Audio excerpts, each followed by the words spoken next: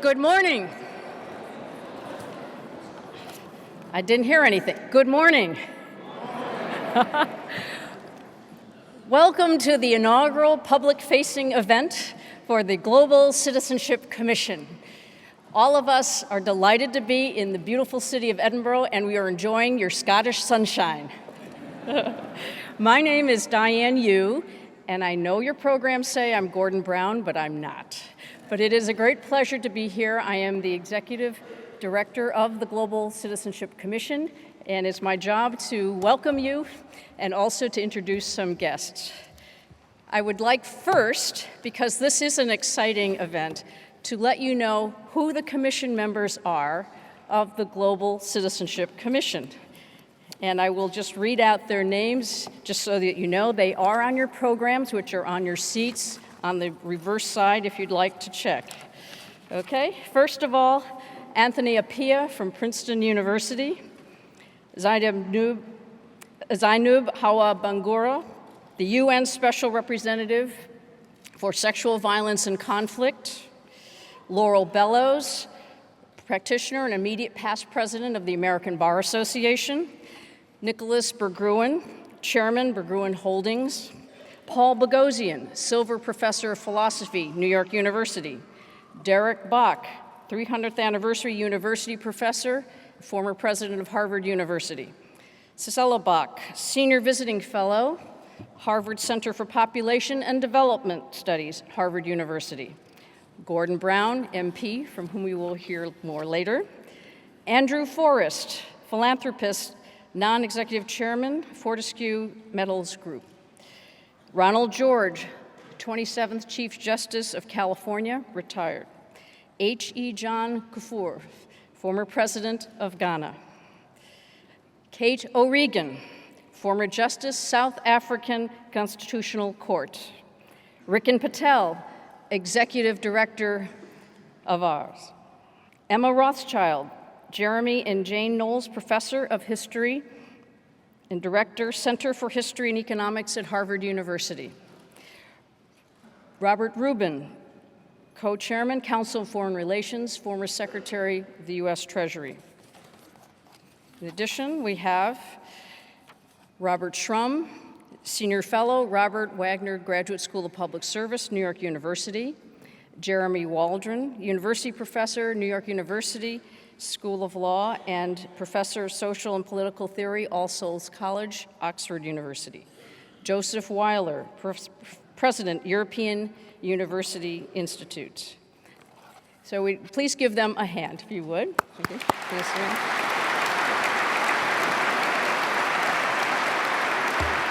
Thank you. As I said, my other role is as Deputy President of New York University, and on behalf of President John Sexton of NYU, we are pleased to be the lead sponsor for the Global Citizenship Commission. Our interest in this work goes back to the formation of the NYU Dialogues on the Global Civil Society, which were pioneered by Gordon Brown when he became in 2010 NYU's first distinguished global leader in residence. Those dialogues brought to our campus hundreds of academics, leaders, NGO heads, experts in human rights and ethics and philosophy, and to discuss ways in which moral and legal and ethical underpinnings for a more global civil society could be reached. So when this idea of the commission came forward, NYU was delighted to step up to be a sponsor. The commission's work, which we'll hear more about, is to update and upgrade, perhaps, the extraordinary document promulgated in 1948, the Universal Declaration of Human Rights. The commission will be looking at it to see whether or not it might be appropriate to refresh it somewhat in light of contemporary norms. We believe that universities are the ideal setting in which to have this kind of discourse and discuss complex issues.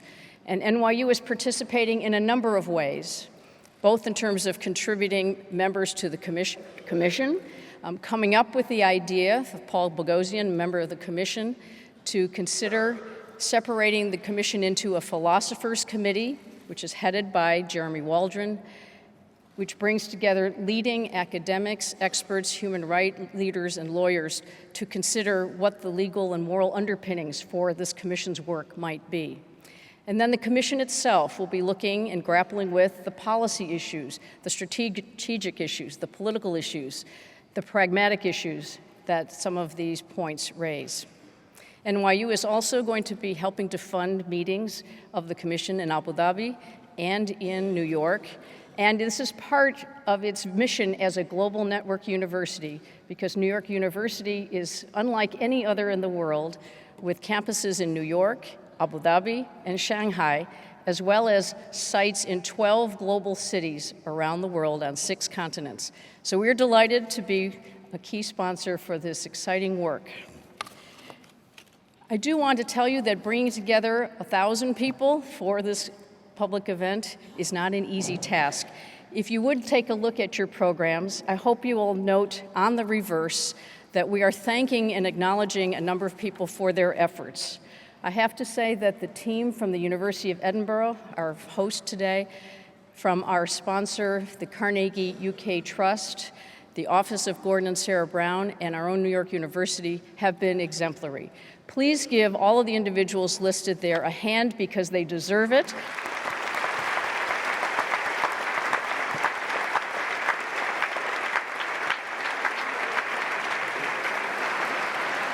They have made it possible for you to be here, and I especially want to thank our staff director, Michael Patullo, for his extraordinary and tireless work. Thank you.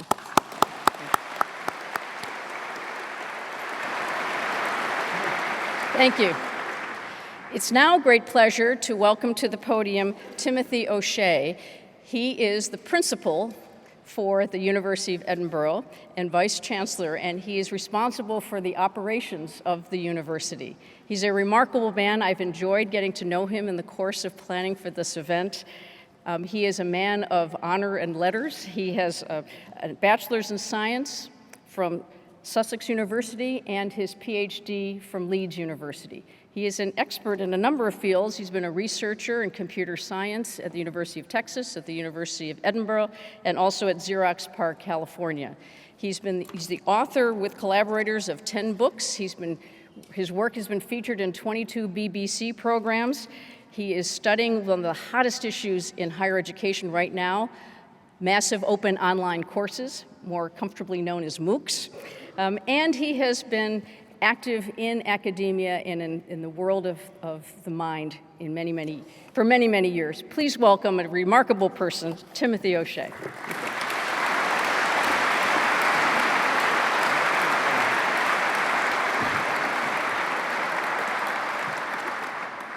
Thank you, Diane. That was much too kind.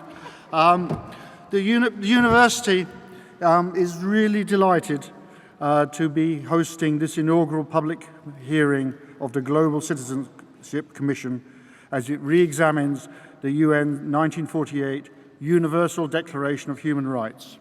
It's a real pleasure to welcome back Gordon Brown to his alma mater and to extend an equally warm welcome to the Global Citizenship Commissioners and to our partners in hosting this event from New York University and from the Carnegie UK Trust.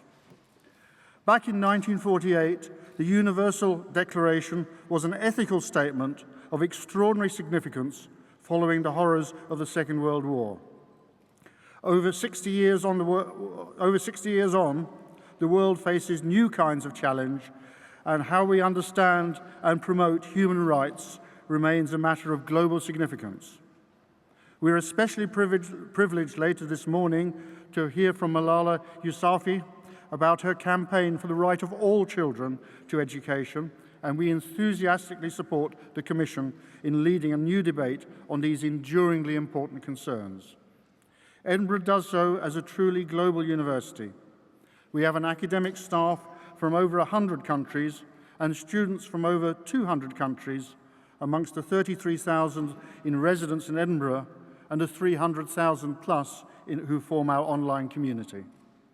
We are a global meeting place for the exchange of ideas, experiences, and values, for building an appreciation of the differences that exist across cultures, but also of the common purposes we share across cultural boundaries. We are a place in which global citizenship is experienced and practiced on an everyday basis. Our aim is to put that experience to the best possible use, to harness our expertise to the development of solutions to the major challenges we face worldwide. One of these is the challenge of ensuring human rights are everywhere recognized and upheld. Indeed, at Edinburgh, we recently established a Global Justice Academy to bring together expertise with a central focus on ethical and legal questions in the pursuit and protection of human rights. As a location for global citizenship, with a commitment to helping address global challenges, the University of Edinburgh is very proud indeed to support Gordon Brown and support the Global Citizenship Commission as it embarks on this vitally important international programme of hearings and debates on human rights. We wish it well.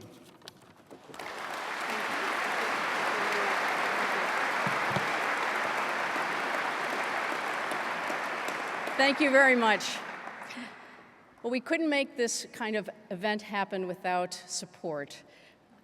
The support for the Philosophers Committee comes from New York University's Global Institute for Advanced Studies, and the support for this particular meeting of the commissioners comes from the Carnegie UK Trust. Today, that group is being represented by its CEO, Martin Evans.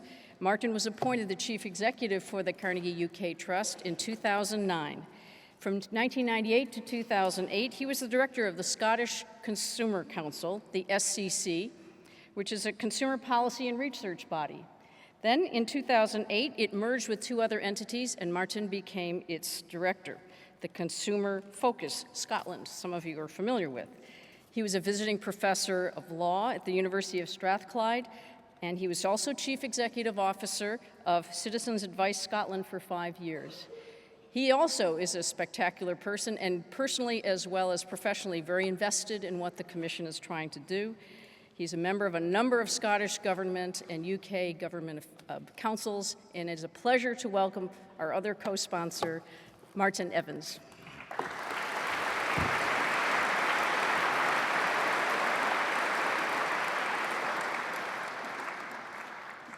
Thank you very much, Diane. And it's absolutely fabulous to see you all here. It was 2 years ago in New York that I first heard Gordon Brown outline his plan for a global commission. He was speaking with his usual passion and insight to a group of UK and USA Carnegie institutions. It is to the great credit of my board on the Carnegie UK Trust, many of whom are here this morning, that 6 months later, they agreed to fund the Commission's first meeting in Edinburgh. The only condition attached was that there should be a public meeting sitting alongside the Commission's first private meeting, a condition agreed to almost as the words were uttered.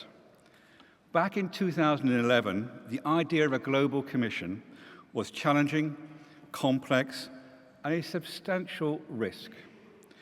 With a great hall like this, filled full of people, and there are many others on the waiting list, filled within a week of being advertised, an array of commissioners of international stature, it does not now seem like much of a risk for either Gordon Brown or indeed my board.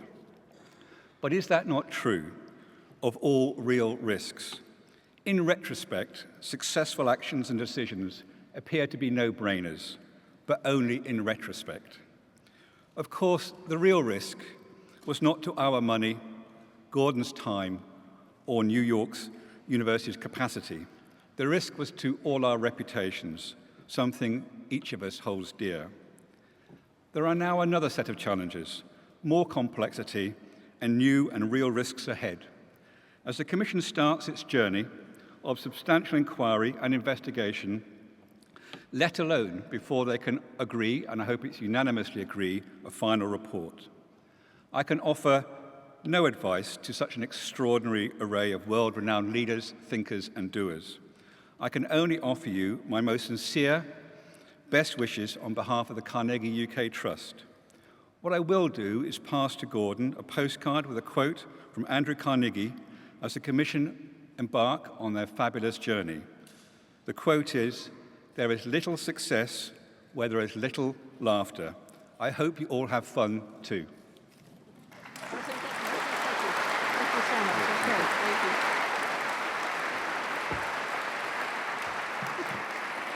Thank you so much.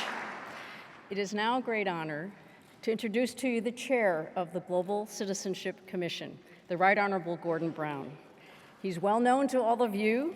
He's the United Nations Special Envoy for Global Education. He's been a member of Parliament from the District of Kirkcaldy and Cowdenbeath since 1983, and he continues to hold his seat.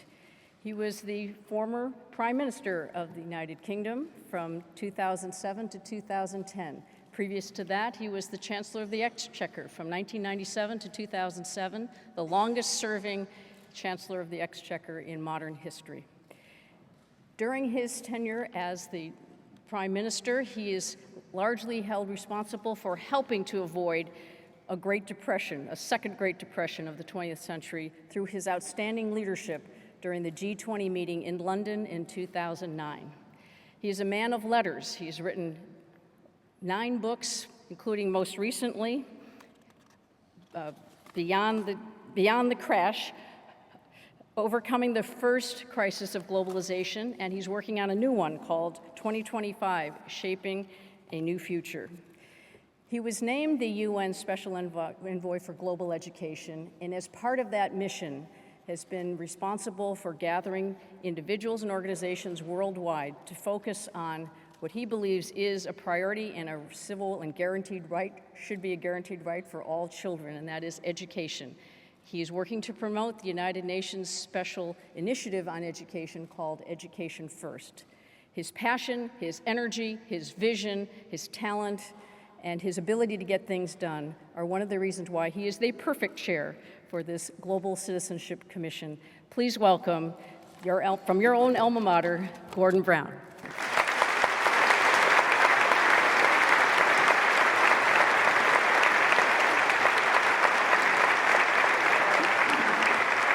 Can I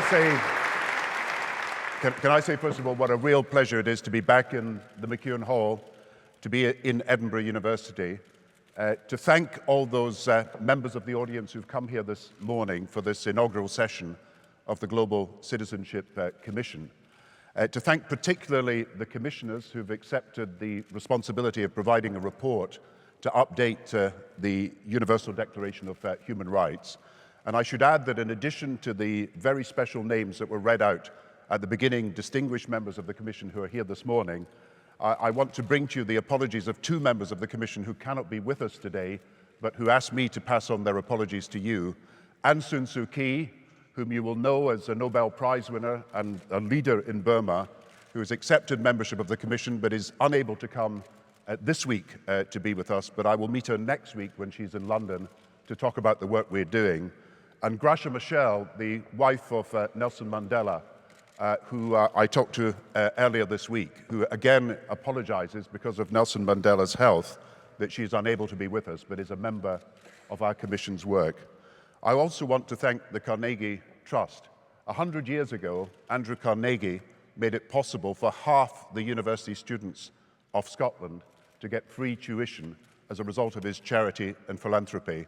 And now the Carnegie UK Trust is helping this Commission to do what we hope is pioneering work for the future.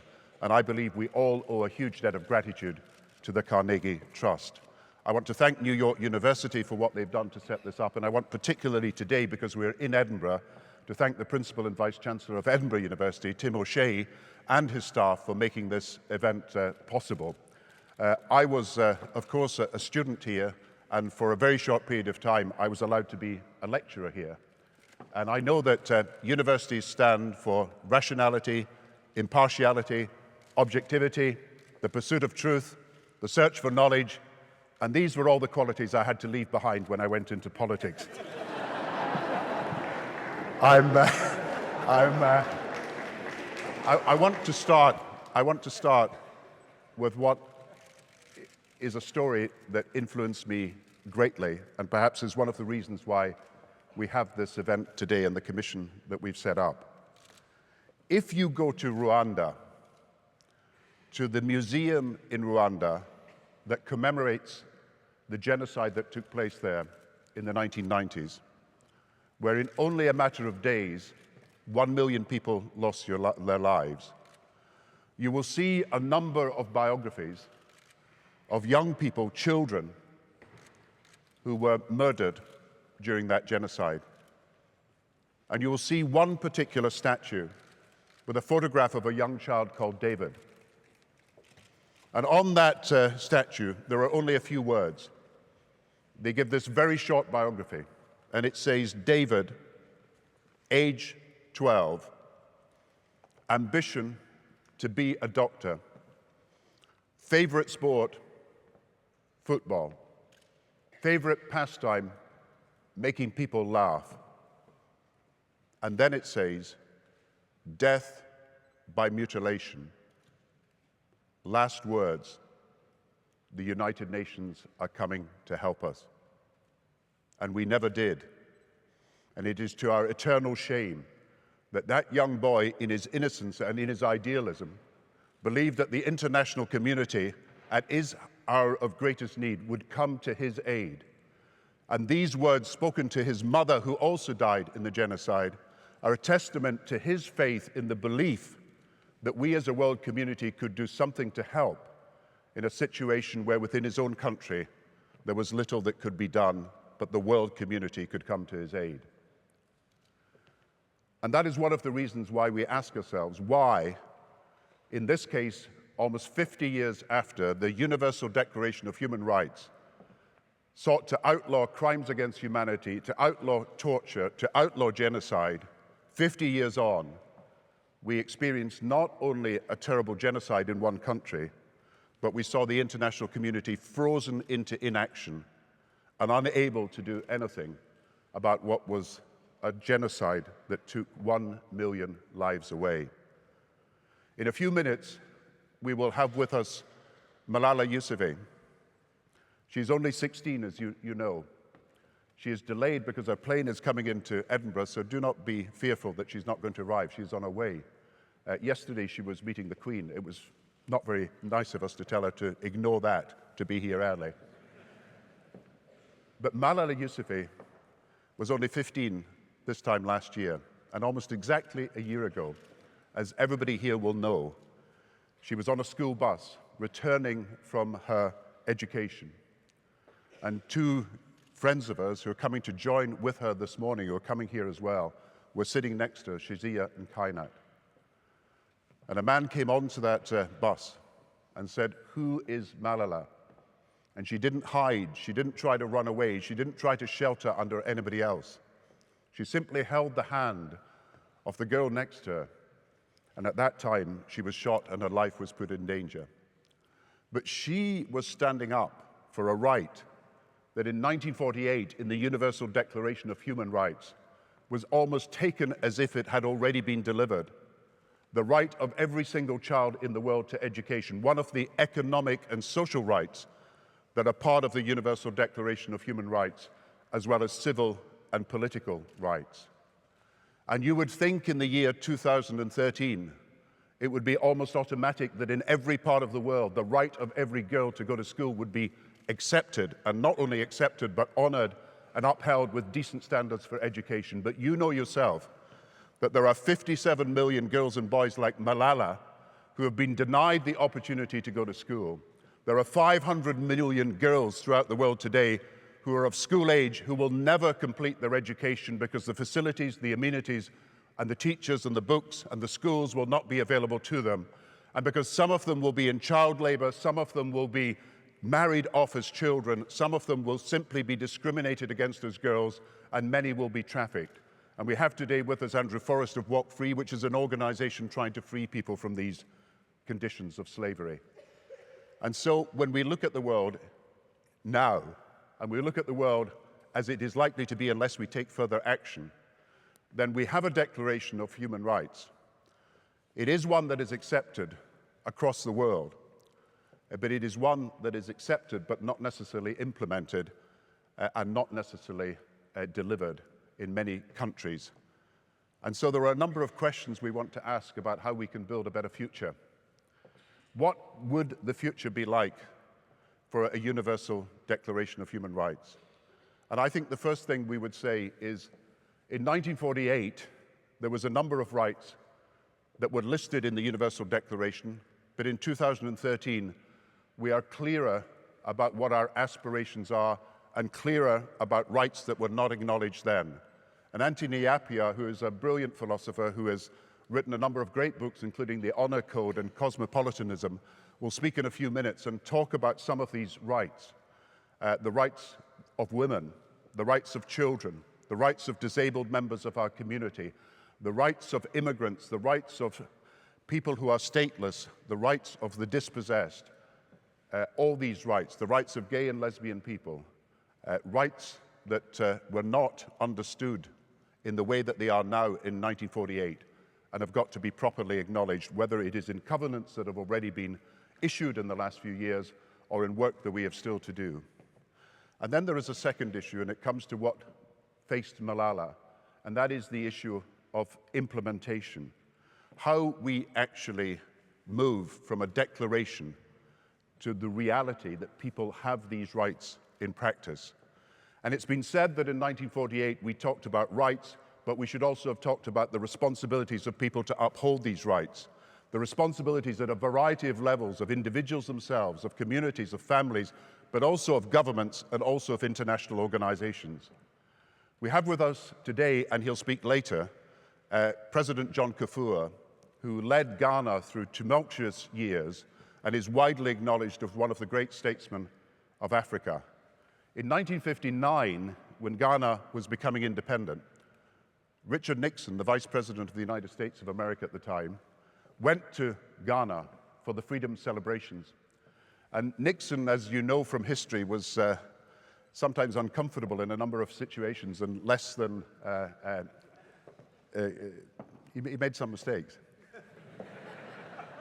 And Richard Nixon didn't quite know what to do in this situation where it was the freedom celebrations and he was the vice president. So he decided he would go into the crowd, and he went into the audience and started to talk to people and said, "How does it feel to be free?" And he got to the next person, "How does it feel to be free?" And this is him in Ghana, the independence celebration.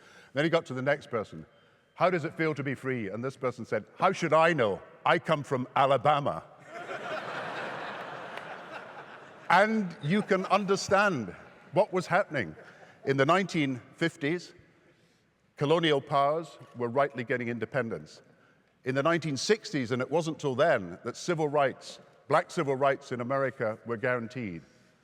But how much more have we got to do to implement the ambitions and the aspirations of 1948? And therefore, one of the questions that we want to ask and answer, and we have the brilliance of Jeremy Waldron to speak on some of these issues today, and his great book, Hate Speech, is one of the landmark books of the decade, and he will talk about how people have got to accept responsibility, particularly national governments, and what we must do to suggest how they should work in the future, so that instead of just talking about human rights, we do something to uphold these rights. But of course, the world has moved on in a final respect that I just want to mention before the others speak.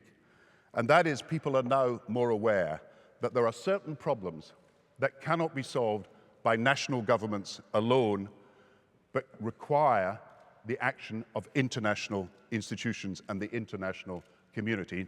Everybody recognizes that the right to the environment, the right to a safe environment, cannot be guaranteed because pollution is no respecter of borders simply by a national government. You need an international agreement, something that has sadly eluded us on climate change to do so. And so the very fact of our interdependence makes it necessary that we look as whether we are doing enough to empower our international institutions to take the action that is necessary, like the responsibility to protect in circumstances like Rwanda, where children and others are at danger from crimes against humanity. John F. Kennedy was the President of the United States, of course, in 1960, and we are coming now to the 50th anniversary of that terrible assassination in Dallas in 1963. And if you look at John F. Kennedy's inaugural address to the people of America, it was a statement about their responsibilities as citizens of America, not just to themselves, but to the world. Ask not what your country can do for you, ask what you can do for your country. Ask not what America can do for itself, ask what we together can do for the world. Never negotiate from fear, never fear to negotiate. All these great lines, the torch has passed to a new generation. I come back to Richard Nixon because he was asked at that time, the defeated candidate, which of the great words in the Kennedy inaugural address he would love to have given. And he said there were only a few words that he would like to have given from that Kennedy address. I hereby accept the office of President of the United States. But Kennedy's speech was about the interdependence, and he went on of the world, and he went on, and this is 1963, to talk in Philadelphia in a famous speech. He said America had in 1776 a Declaration of Independence. He said it is now time for us to have a declaration of interdependence, that the world is an interdependent place, and we have got to look at how global and international institutions have got a part to play in upholding basic rights, whether it's the right that we are discussing even today of young people and adults in the country of Syria, whether it's rights that people have to education like Malala, whether it's the rights that people have against poverty, because there are 2 billion people living today on less than $2 a day. And we've got to look carefully in a new world, which is more interdependent, at what international institutions can do. And therefore, my final point is, can we move to a position where people in all parts of the world could subscribe to one global ethic about rights and about responsibility? Is it possible to imagine a situation where you could find a consensus that would underpin not just the work of nation states, but the work of international institutions in dealing with some of these huge challenges, whether they're environmental or financial or social or economic, or whether they're about the individual rights against torture, against crimes against humanity? And it seems to me that we have got to look at whether there is a consensus among both the religions of the world and the non-secular ideologies of the world about how you could underpin a global society based on rights and responsibilities. In a few minutes, you will hear Malala speak. She will tell you that what matters is not speeches that bring people to their feet, but action that she wants to see to bring people to the senses. It was said in ancient Rome that when Cicero spoke to the audiences at the Senate and gave great speeches, people turned to each other and they said to each other, "Great speech." But when Demosthenes, the great Greek orator, spoke in Athens, people turned to each other and were so moved by his words that they said, "Not great speech." They said, "Let's march." I think once you've listened to Malala this morning, as well as to our commissioners, you'll see that what we're talking about is not abstract theory about the rights of individuals in a dry constitutional document. We're talking about how we can practically serve the citizens of the world to build not just a less poor world and a fairer world, but we'll build a world where every child in particular is aware that they have rights that we will work with them to uphold in the future. Thank you very much for being with us.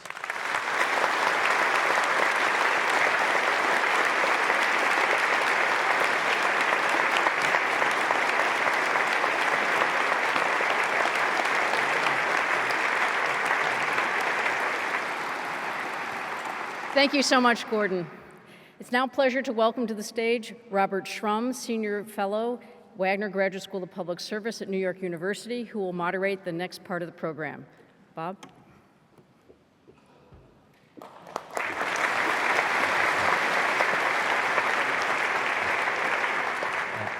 First, permit me to say that in all the years I worked in politics in America and around the world, Gordon Brown was one of the two people I most admired for whom I worked, and it's an honor to be here with him.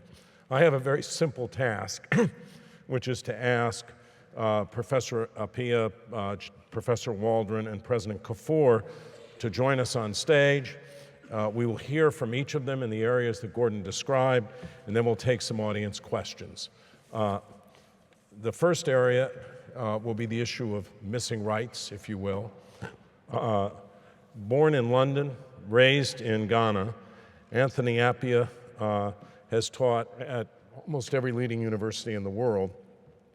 He's one of the foremost philosophers of his generation, with a major focus now on the social and psychological presuppositions of democracy, the question of methods in arriving at knowledge about values, and the connections between theory and practice in moral life. His honors are endless. So are his books, including his 3 novels. Ladies and gentlemen, Professor Anthony Appiah.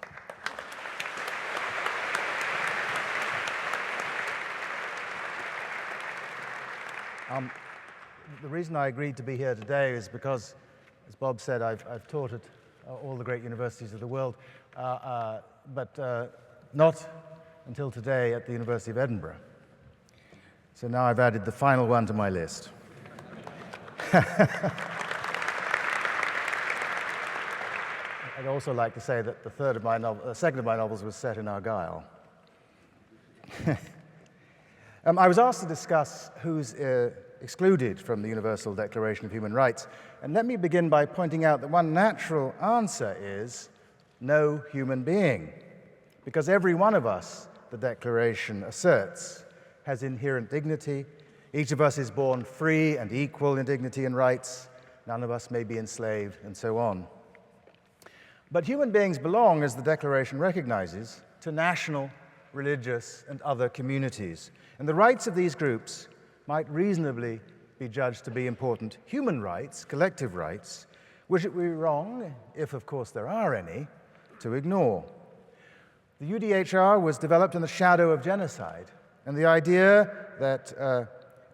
of genocide presupposes that there is something especially wrong with seeking to erase an ethnic or racial group, a wrong beyond the individual murders of its individual members. And you might argue that this is because the group has a right not to be treated in this way, not just because the individual members have that right, which of course they do.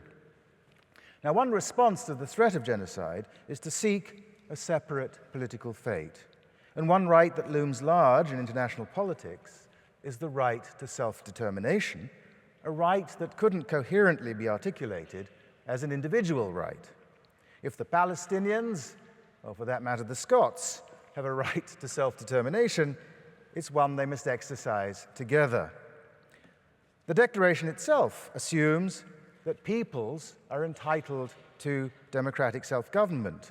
And let me observe as an American citizen that our Declaration of Independence claims for the people the right to alter or to abolish any government that is destructive of the end of securing the unalienable rights of its citizens, thus insisting on a group right in order to secure individual rights at the very beginning of the American founding.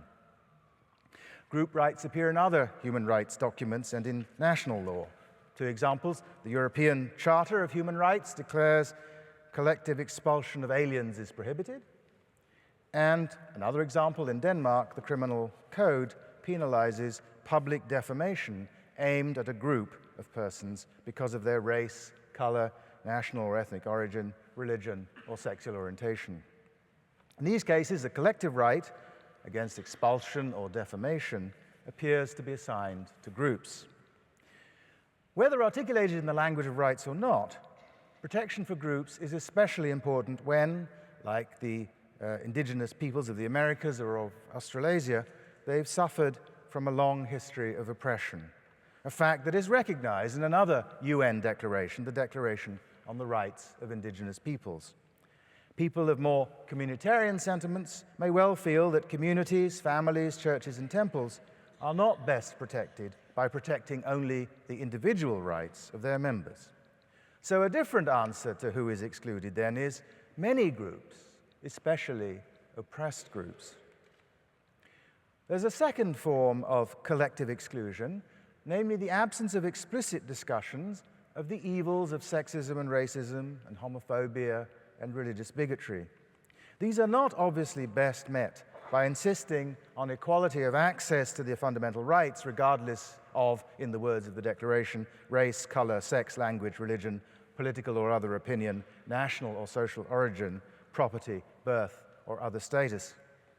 While this language certainly bars legal discrimination against individuals in virtue of their group memberships, an explicit focus on protection from the harms historically associated with these forms of status-based hostility or contempt might have been in order, especially given the centrality of racism and, for that matter, homophobia in the Nazi regime, whose destruction was the achievement of the Second World War. There's another problem with the UDHR's list of protected statuses. It doesn't explicitly acknowledge the existence of groups of people who need protection because of things they have done, criminals, migrants, or of things that have happened to them. the disabled. Criminals gain recognition through their Article 10 and 11 due process rights, but these are rights they share with those who are not guilty.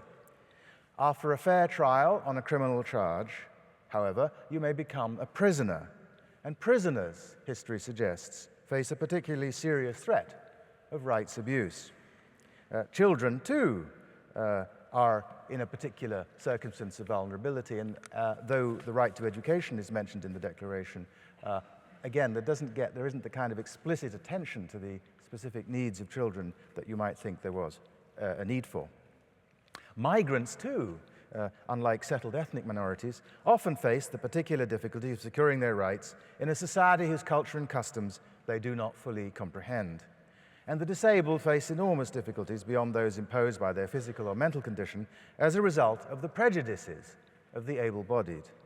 Finally, among the things that can happen to you, there is aging, which is often associated with disability. The UDHR says nothing specifically about aging or the aged, or about the rights of those who are dying or who wish to die. It's not obvious, though, that any of this requires a revision of the UDHR itself. I don't endorse all the claims for the recognition of group rights that I've canvassed. I mentioned them because they're excluded. I wasn't saying that I thought that they should all be immediately written in documents. But even if I did accept all these group rights, I could accept that the individual rights of human beings are more fundamental than group rights, and I could think that group rights, where appropriate, are best articulated in documents like one I've mentioned, the UN Declaration on the Rights of Indigenous Peoples. As for responses to racism and sexism, the UN system has now developed, through the UN Commission on the Status of Women and UNESCO's World Conferences Against Racism, mechanisms for articulating a consensus on the wrongs done by these evils and responses to them. The response to religious bigotry, especially in the form of Islamophobia, is, I believe, a genuine challenge for the international community. But I don't believe, unlike the people of Denmark, that recognizing a collective right against religious defamation, enforceable in international or domestic law, would necessarily help. For the disabled, we have the UN Convention on the Rights of Persons with Disabilities, and since 1955, the UN has had standard minimum rules for the treatment of prisoners. In 2011, the Human Rights Commission of the UN issued a working paper on the rights of older persons. So on these issues, the international human rights regime has responses, despite the neglect that I've just pointed out in the UDHR. On the question of homophobia, as human rights activists will tell you, there's a long way to go, I think, before we can reach a global consensus, even though progress has been swift in many places. So my point is that the issues that some might see as neglected in the Declaration have not always been ignored as a result. Thank you.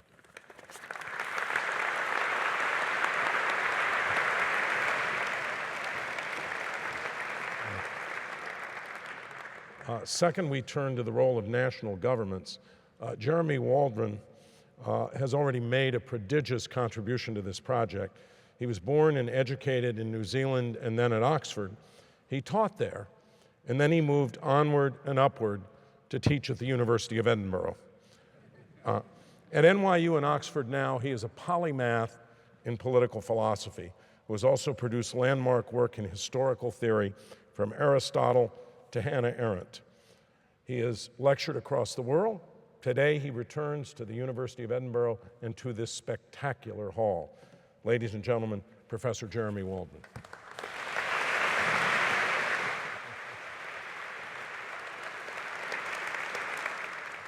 Thank you. Good morning.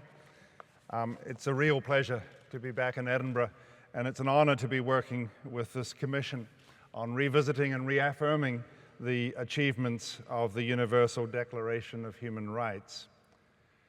As Gordon Brown indicated, one of the tasks we have set ourselves is to think perhaps more than the drafters were able to think about the responsibilities attendant on the human rights set out in the Declaration.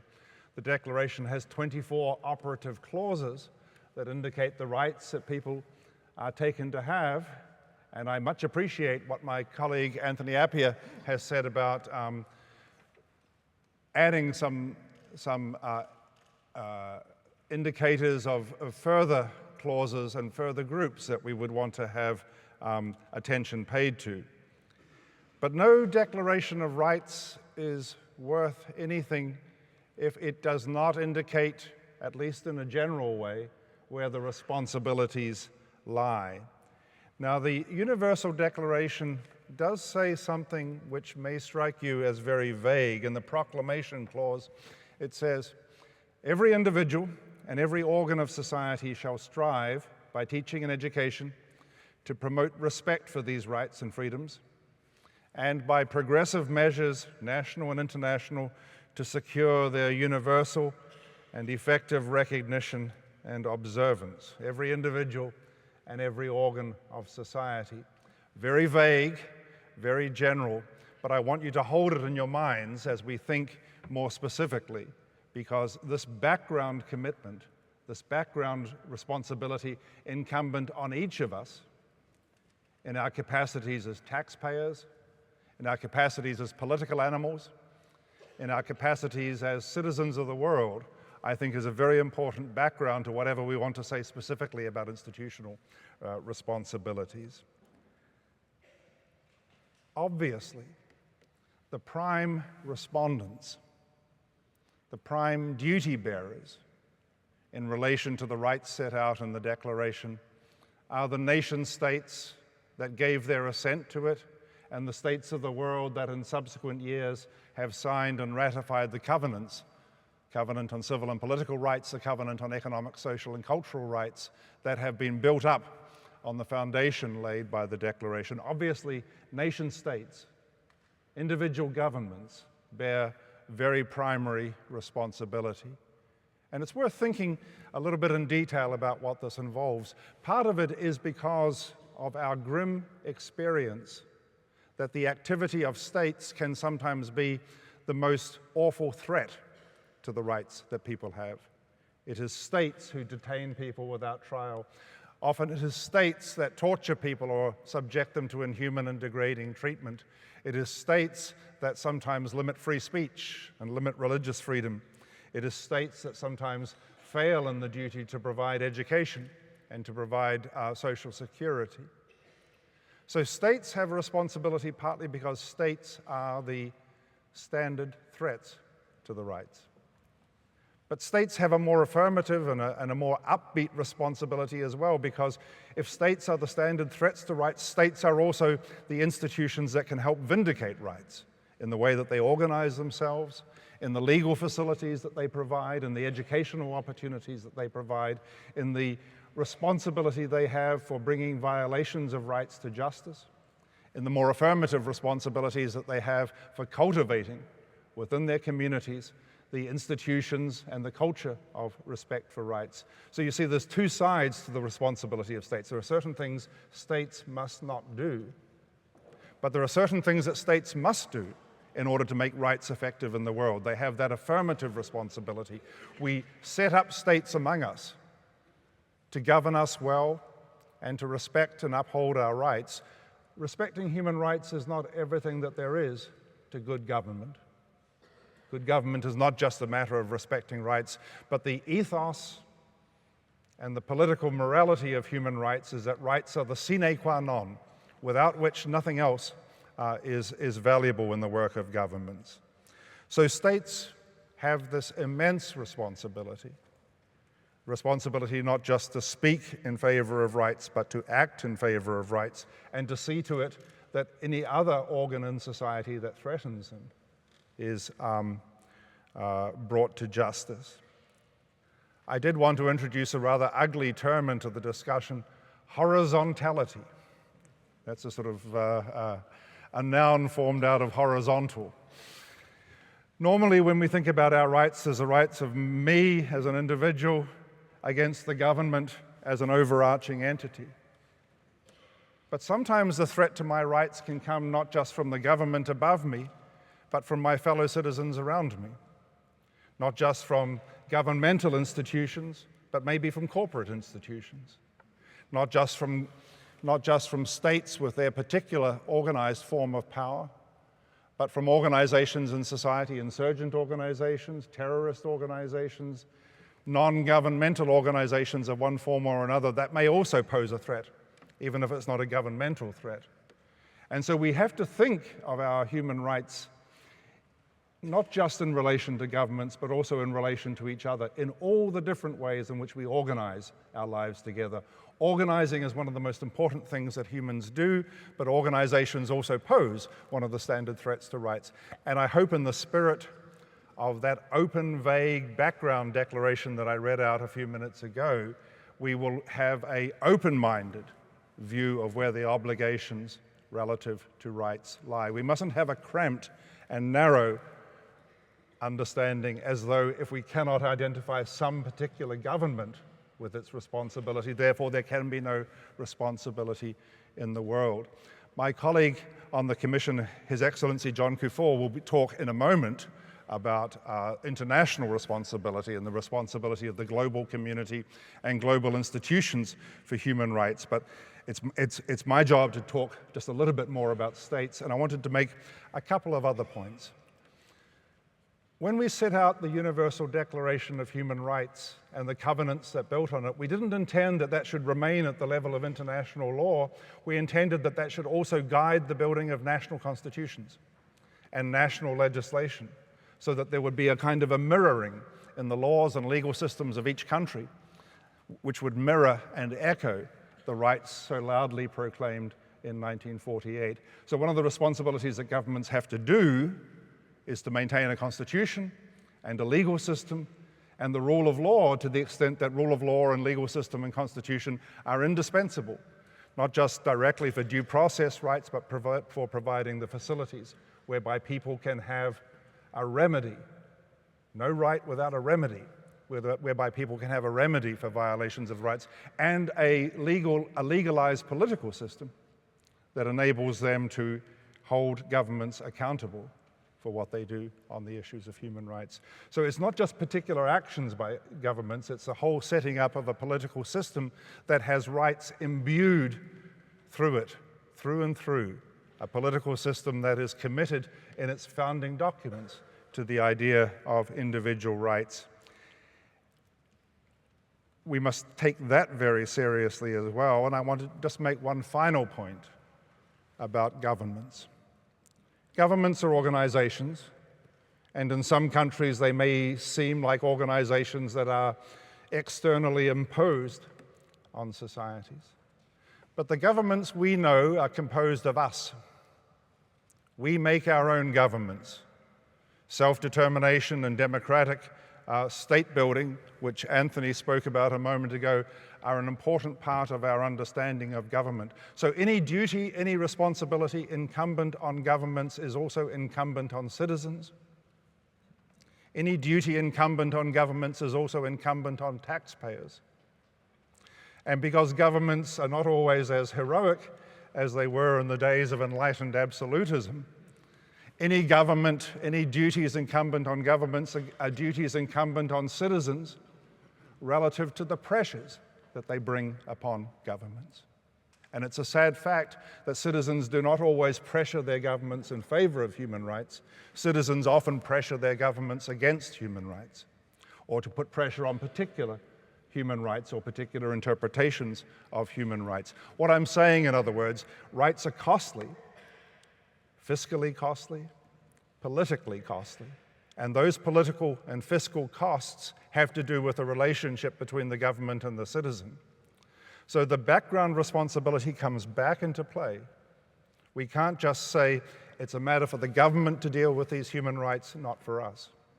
In the attitudes we express at the hustings, in the opinion pages of the newspapers, when we march in our demonstrations, we are telling our government about what must be done in our name relative to human rights. And I think for those reasons, it is very, very important to bear in mind this insistence in the Universal Declaration of Rights that the duties and responsibilities are incumbent not just on every organ of society, but every individual of society.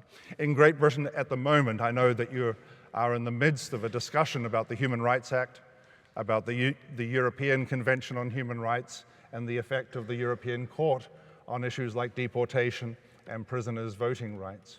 Those are issues for your government, and they are issues for the Council of Europe, but they are also issues for you, because this affects what is done in your name.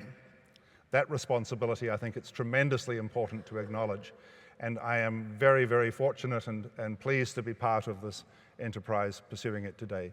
Thank you very much indeed.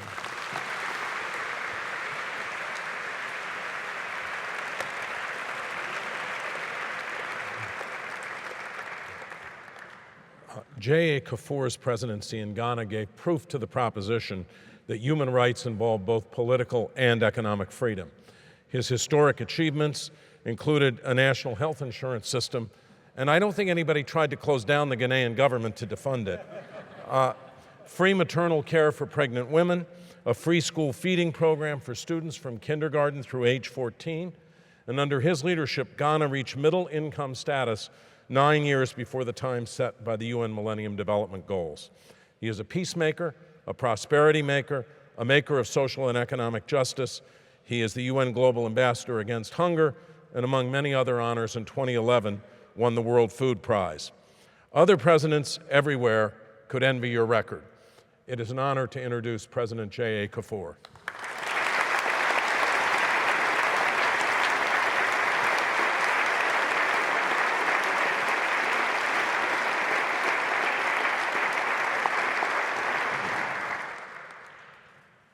Ladies and gentlemen, I want to start with a famous quote from the late Emperor of Ethiopia, Haile Selassie.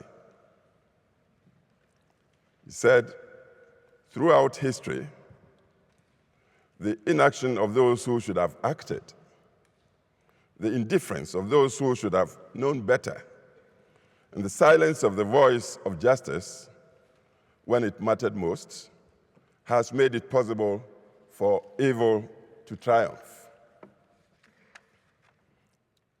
I quote him to start my contribution to the topic that is given me. The international community have to intervene if national governments fail to uphold fundamental human rights.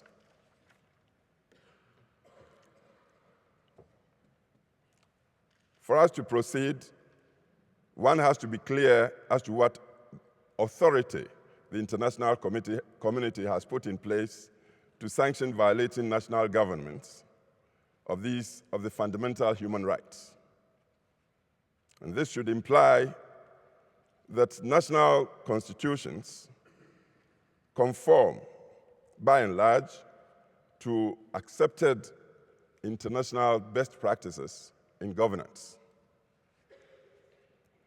We also have to define the procedure and processes for activating the authority for sanctioning the violating governments by the international community. But until recently, the individual victim or concerned observer in the international scene was not regarded as having locus standi.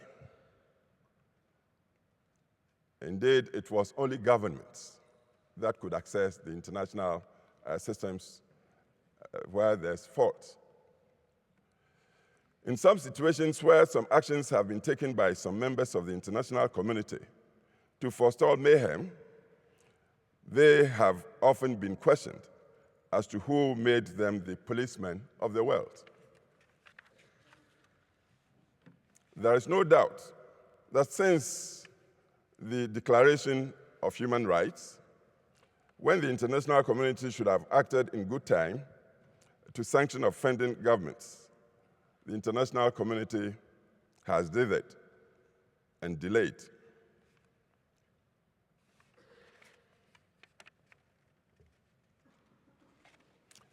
I believe the idea of international community should also be clearly defined to avoid confusion and unjustified arrogance. Here, I believe the regional groupings that exist everywhere these days, regional groupings of governments that exist everywhere these days, and the United Nations system should be the authorities representing the concept of international community.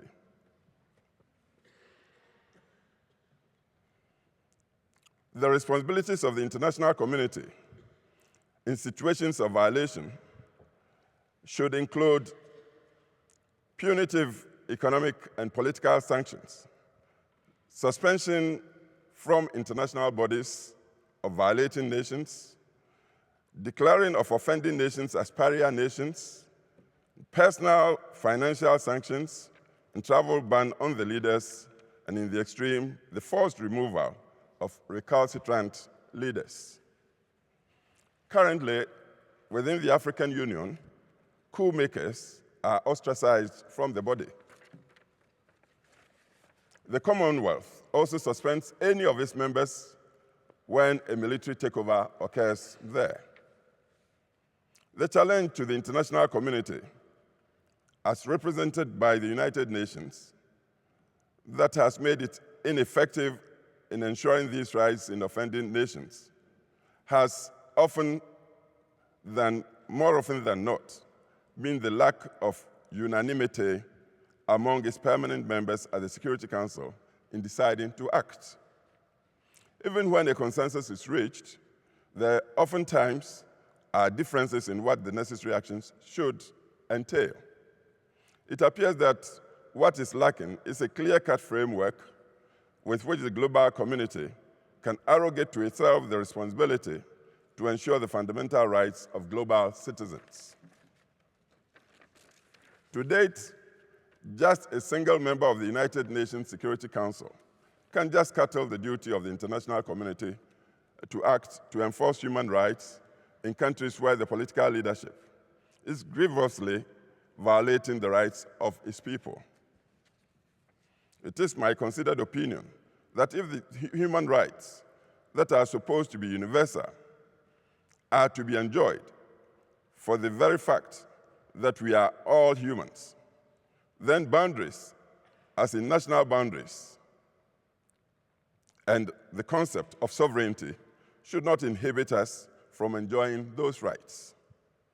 Bodies such as the International Criminal Tribunal for Rwanda, which was established in November 1994 to try people for the Rwandan genocide, appear to be too little, too late in ensuring that citizens of the world everywhere enjoy these fundamental rights.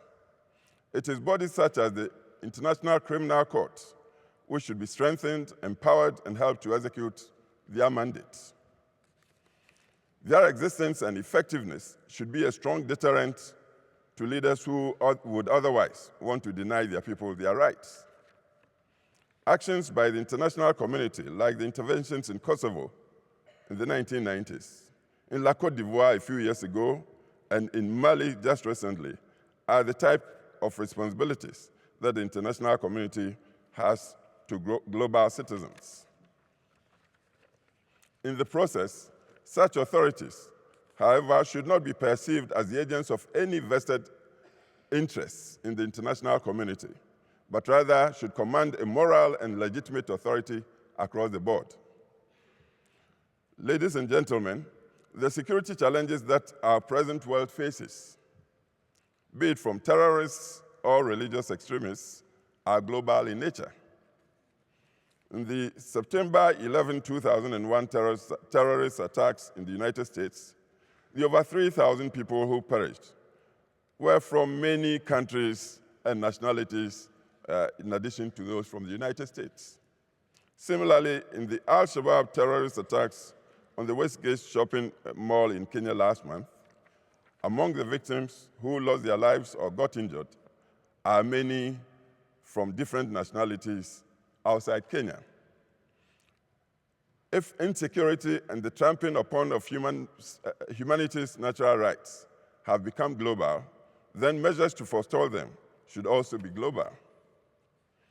If the international community believes that it has a duty and obligation to humanity to keep peace, then it surely should have a bigger moral and ethical responsibility to ensure that the conditions that create lack of peace do not exist to begin with. The international community cannot and should not be constrained by national borders, which should be subservient to humanity's interests because, after all, the vision of the global village is fast becoming a reality. The time has come for a new radical and unambiguous framework within which the international community will act to ensure that the fundamental human rights are truly universal and enforceable. The United Nations Security Council should be reformed to ensure a new representation that reflects the current geopolitical conditions of our times. The veto that some members wield to forestall actions for the enforcement of human rights and others should be relooked at by all of us. So I want to thank you for your audience. Thank you very much.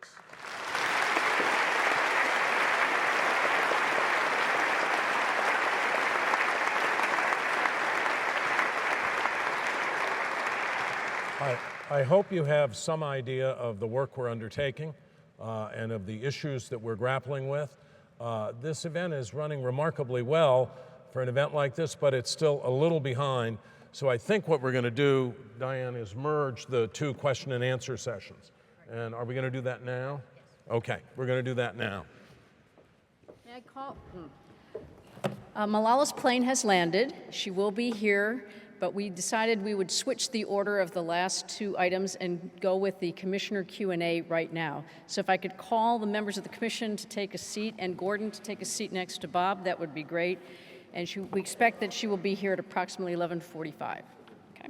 So Zainab, Laurel, Nicholas, Paul, Derek, Cicela, Andrew, Ron, Kate, Ricken, Emma, John, and then we have Anthony, John, and Jeremy and Bob already here.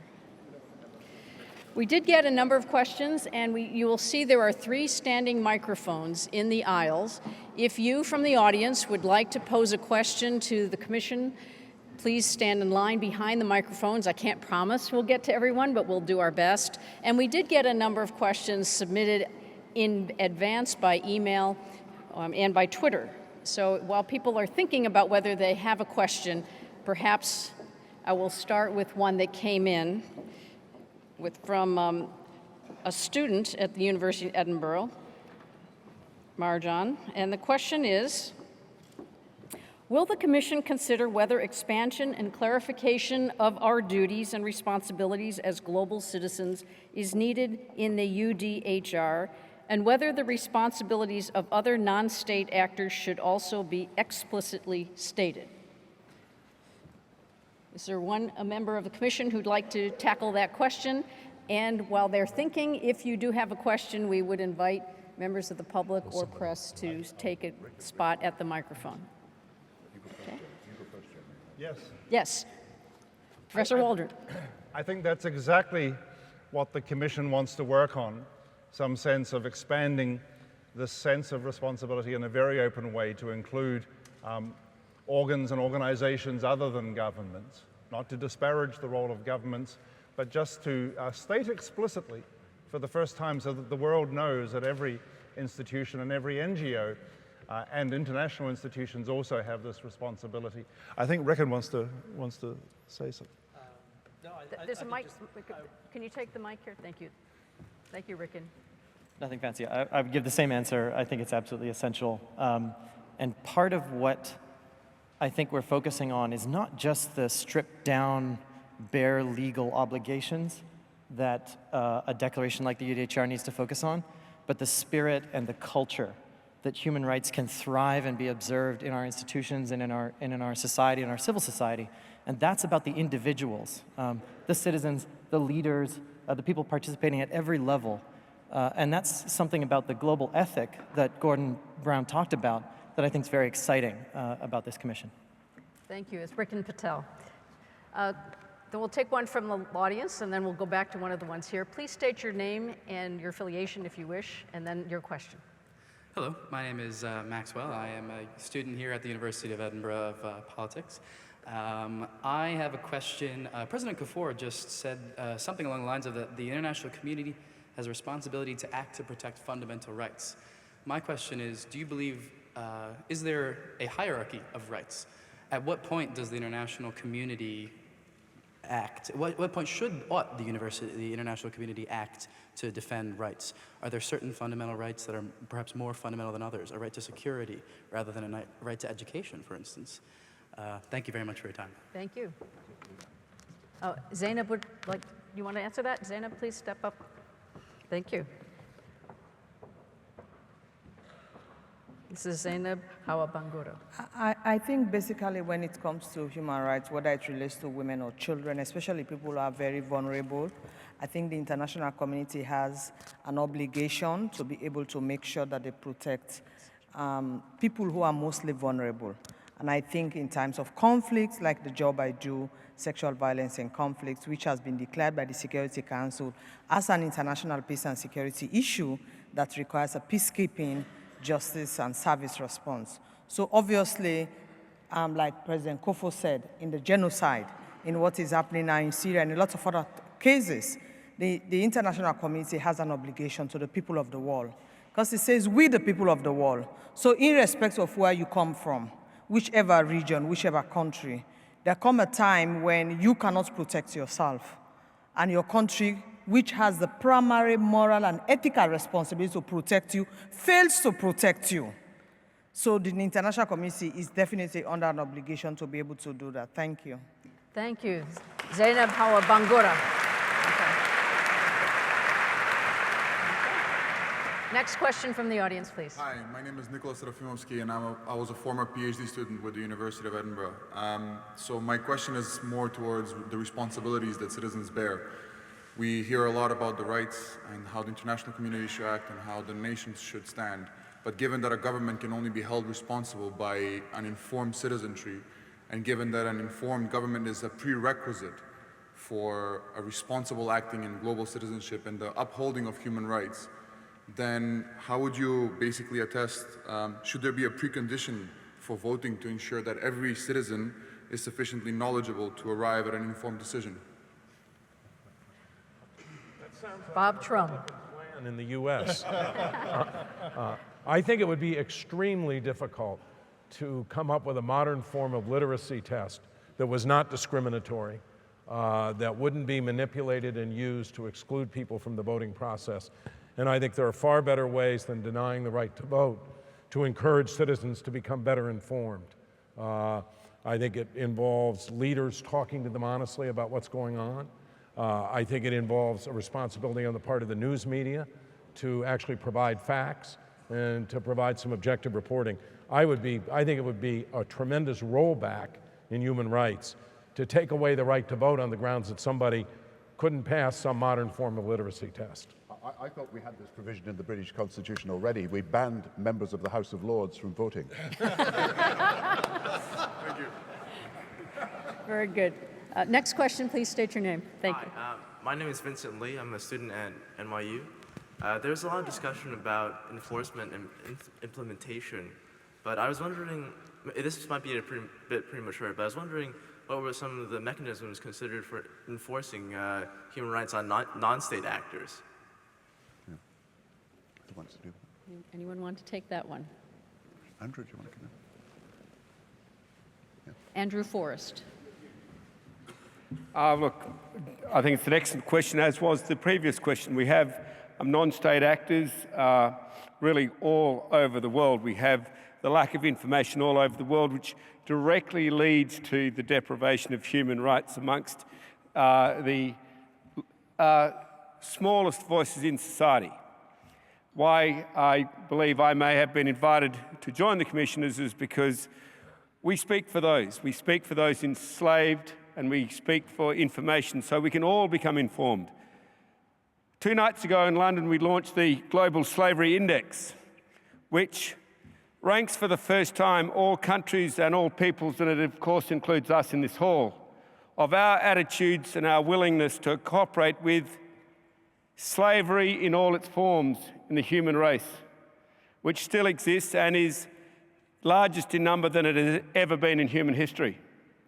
And by this, I'm referring to also not simply the enslaved as we can imagine them, but also child marriage, forced marriage, and the movement and responsibility of all of us to not tolerate these practices.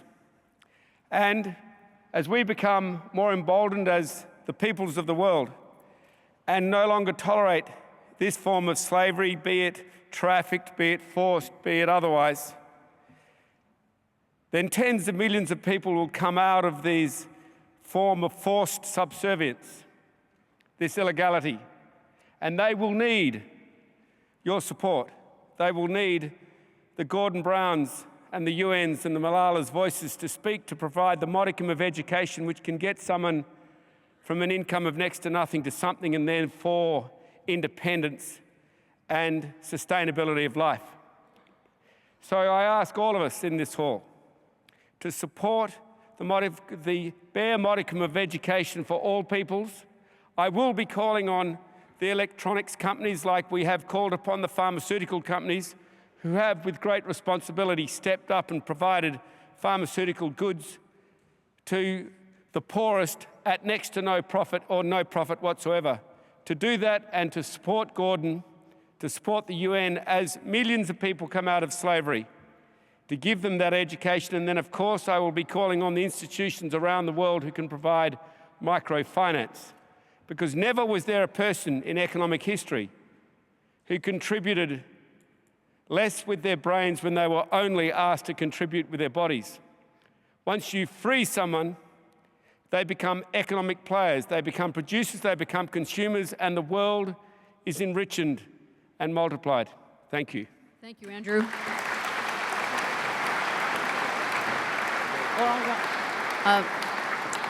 And Laurel Bellows would also like to respond. Thank you, Laurel. Good morning. Maybe it's afternoon by now. Look around you. Look at the people who sit next to you. They are the people with the power to change this world. We are reaffirming a declaration of human rights, and we are speaking to those rights which were not included because they were not even considered. And then we are hoping to find a way to give emphasis to the rights that are already included. For instance, I'm seeing right now a reticence on the part of the women in this room to come forward to the microphone. I see one coming up. Why are we so quiet? You are the educated. You are the advocates. I'm not hearing your voices anywhere in the world. We have this tremendous tool, the social media tool. It's not being used in conversation. In the United States of America, I'm embarrassed to tell you, there are no people marching on Washington in favor of gender or racial equity. There are people marching on Washington in their own way today, this week, for the rights of the disabled.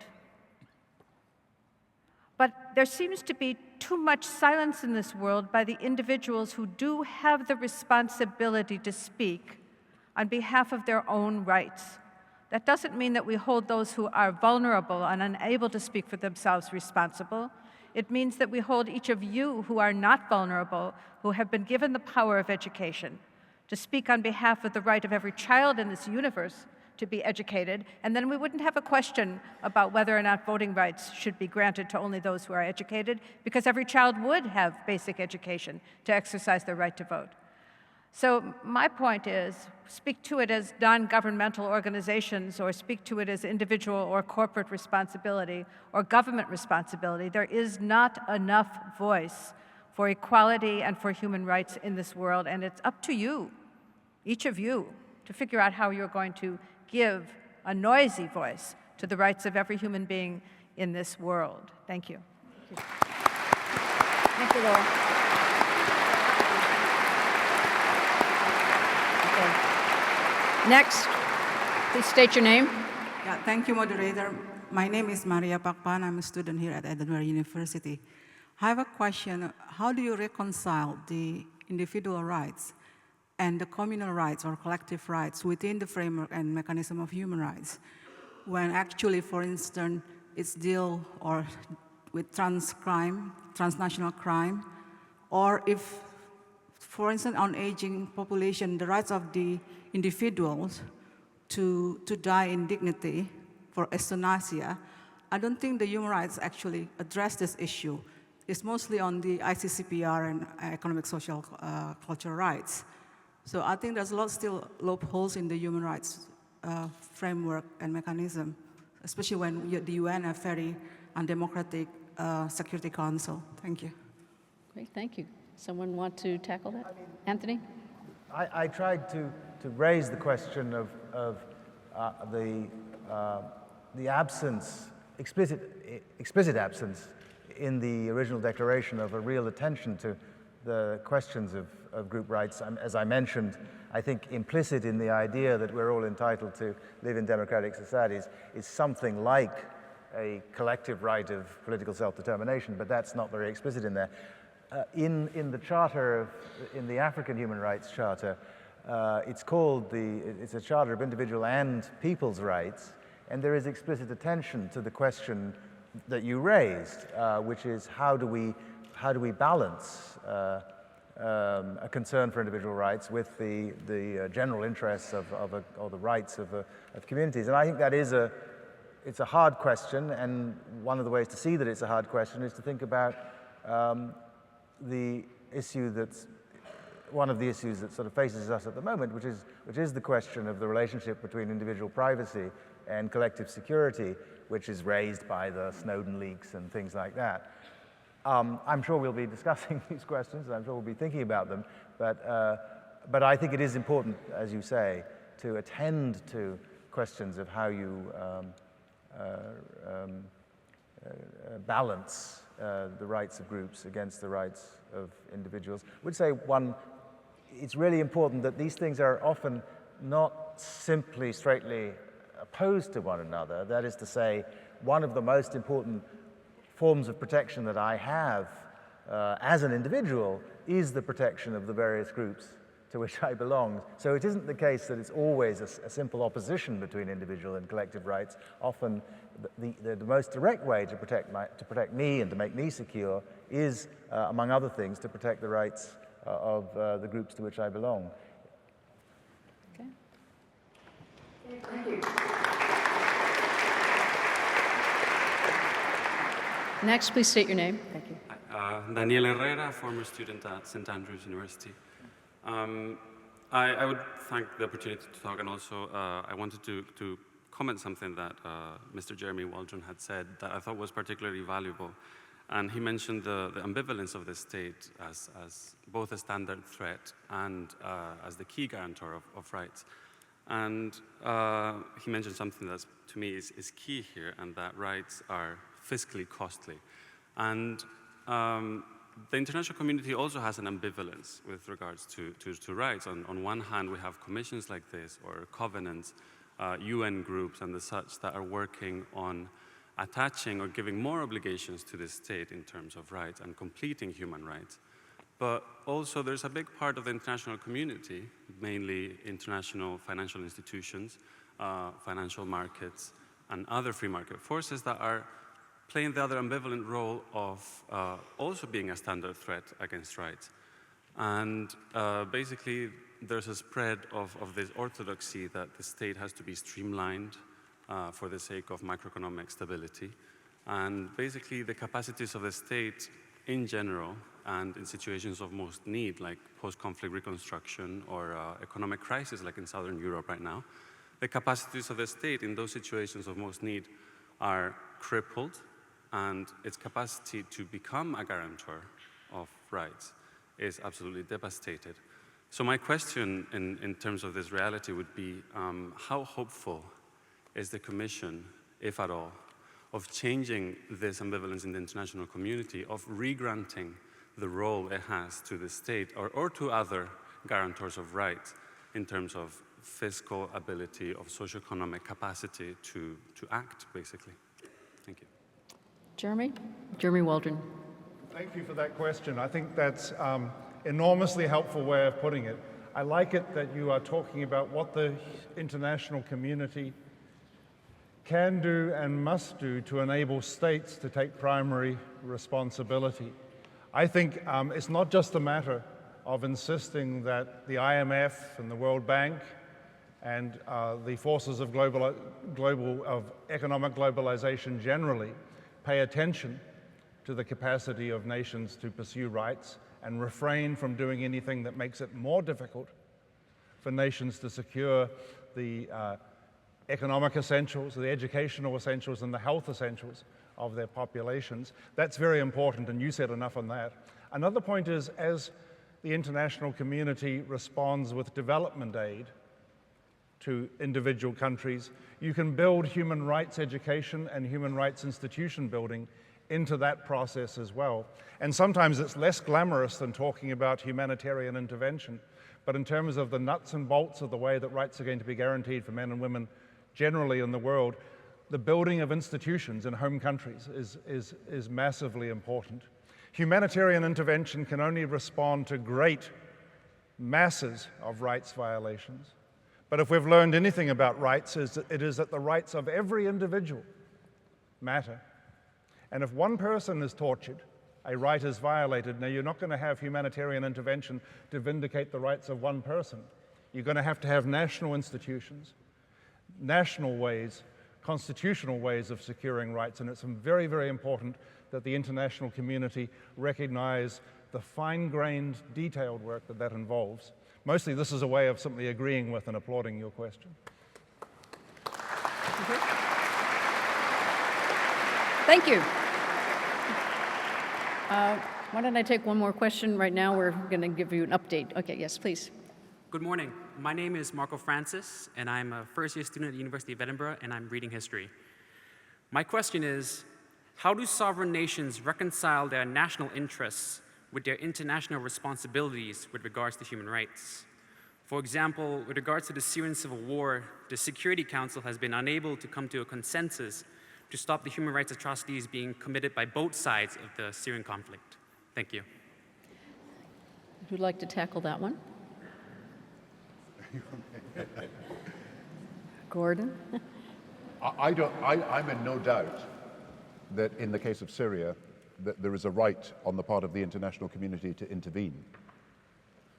In other words, the atrocities that have been committed within Syria are such, and whether it is the use of poison gas or other atrocities, that under the responsibility to protect, the United Nations decision in 2005, there is a right to intervene. I think you then have got to ask yourself, does intervention meet the criteria of a just war? So if America or a set of countries are seeking to intervene in Syria, does their action meet what I believe are very well-established philosophical criteria that have been developed throughout the ages of what constitutes a just war? So the cause has got to be just, and I would say it is. Your intentions have got to be good, and you're not trying to achieve another purpose by using the intervention as a pretext. Your action has got to be proportionate, and I think that is an issue that has got to be addressed when you're making a decision. It has got to be the last resort, and I think that was perhaps the discussion that was taking place a month ago about whether every avenue diplomatically and politically had been exhausted before intervention had taken place. And then I think the big question that really worried people most was, would the benefits of action outweigh the costs of taking action? In other words, could you guarantee that if you took action, that the damage that would be done by that would be outweighed by the benefits that would be achieved? And I think, therefore, that once you start from a position, your question, was there a right on the part of the international community to override the national sovereignty, if you like, of the country of Syria? I would say the answer is in principle yes, but I would say you would therefore then have also to meet the criteria, which are in a sense philosophical criteria that have got to be addressed as to what is all the elements of the just war coming together. And I think that's where the debate actually has lain over Syria. Well, thank you. Okay. Well, I regret to tell those of you in line that we will be terminating this part. I do want to urge you to submit your question in writing to us at global.commission@nyu.edu, and we will endeavor to get an answer to you. But thank you very much, and I would like to ask the commission members, other than Gordon Brown to perhaps take your seats back in the audience, and we will make the stage ready for our special guest. Thank you very much. Thank you.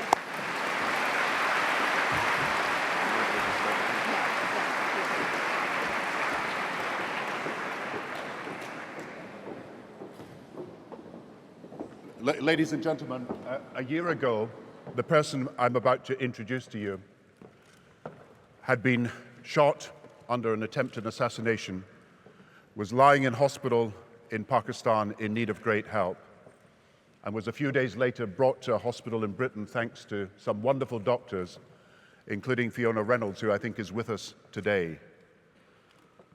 A year later, she is seen around the world as a symbol of courage and bravery, of huge determination and resilience, of someone who has been prepared to make a huge sacrifice for a cause.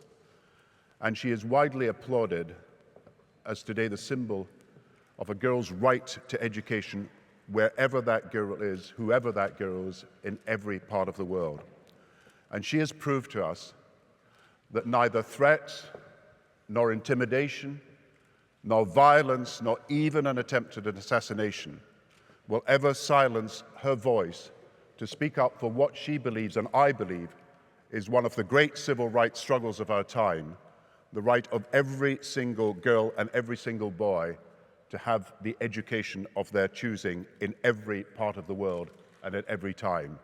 So I would like to invite you to welcome to Edinburgh on our first visit to Scotland, delayed only by a few hours by having to meet the Queen yesterday. I would like to invite you to meet and see and hear Malala Yousafzai.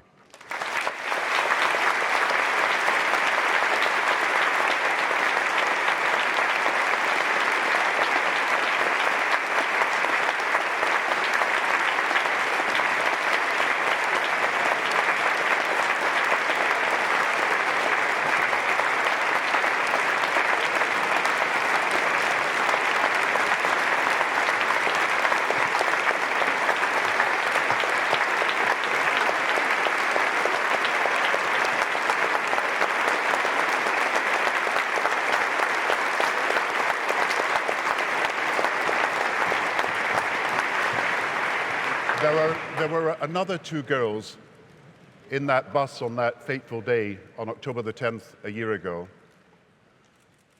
They were also injured in the shooting that took place.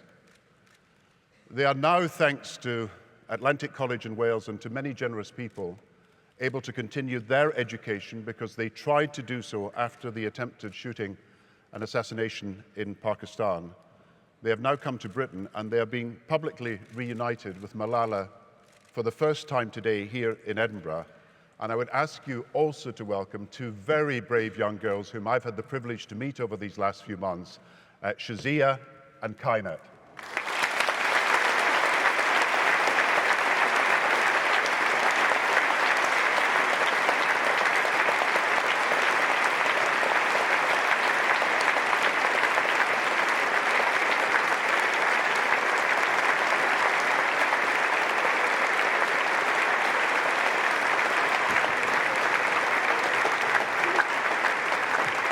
And I would like to bring up to the stage also one other person who has flown the flag for education for many, many years indeed, many, many years, even before Malala was born.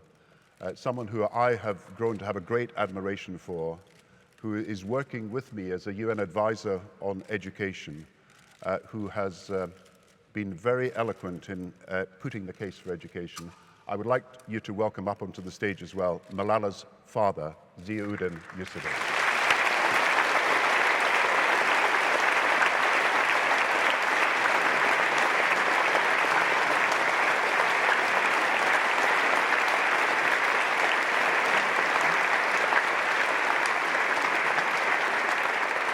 There is one other person here today who also has contributed to the restoration of Malala's health and helped her when in Pakistan to get the best possible medical care. I'm told that Fiona Reynolds is here with us today, and I really would like to invite her to come up onto the stage to be with us. Dr. Fiona Reynolds.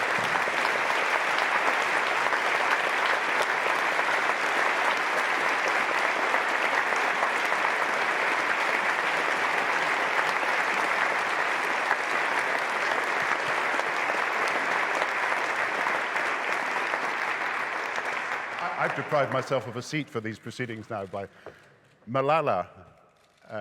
Please sit down and please feel at home, and I hope you will feel at home in Edinburgh, despite the cold weather.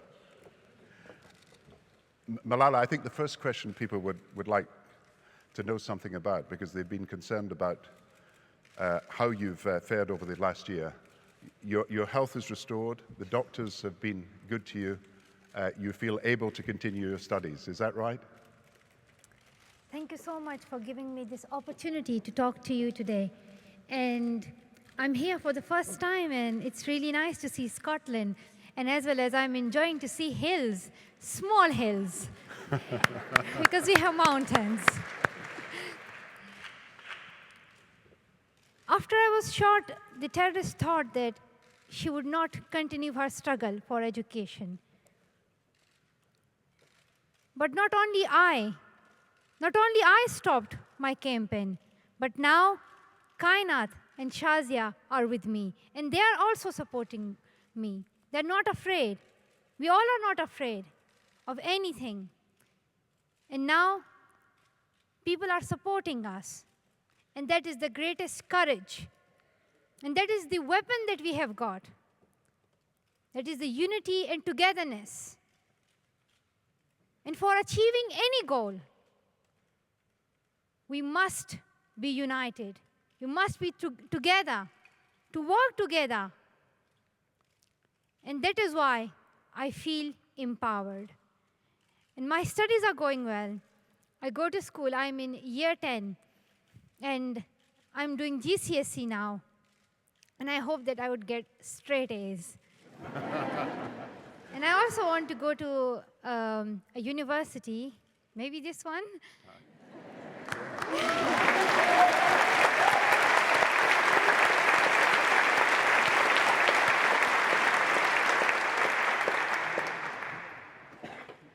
After that incident, my voice is now heard globally.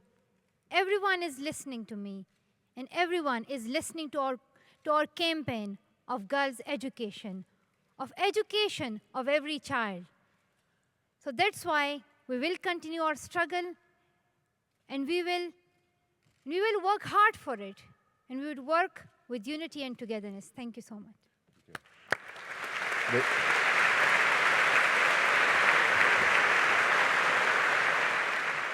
Malala, perhaps you could explain to the audience why you chose the right of girls to get education as the issue that you are going to take up.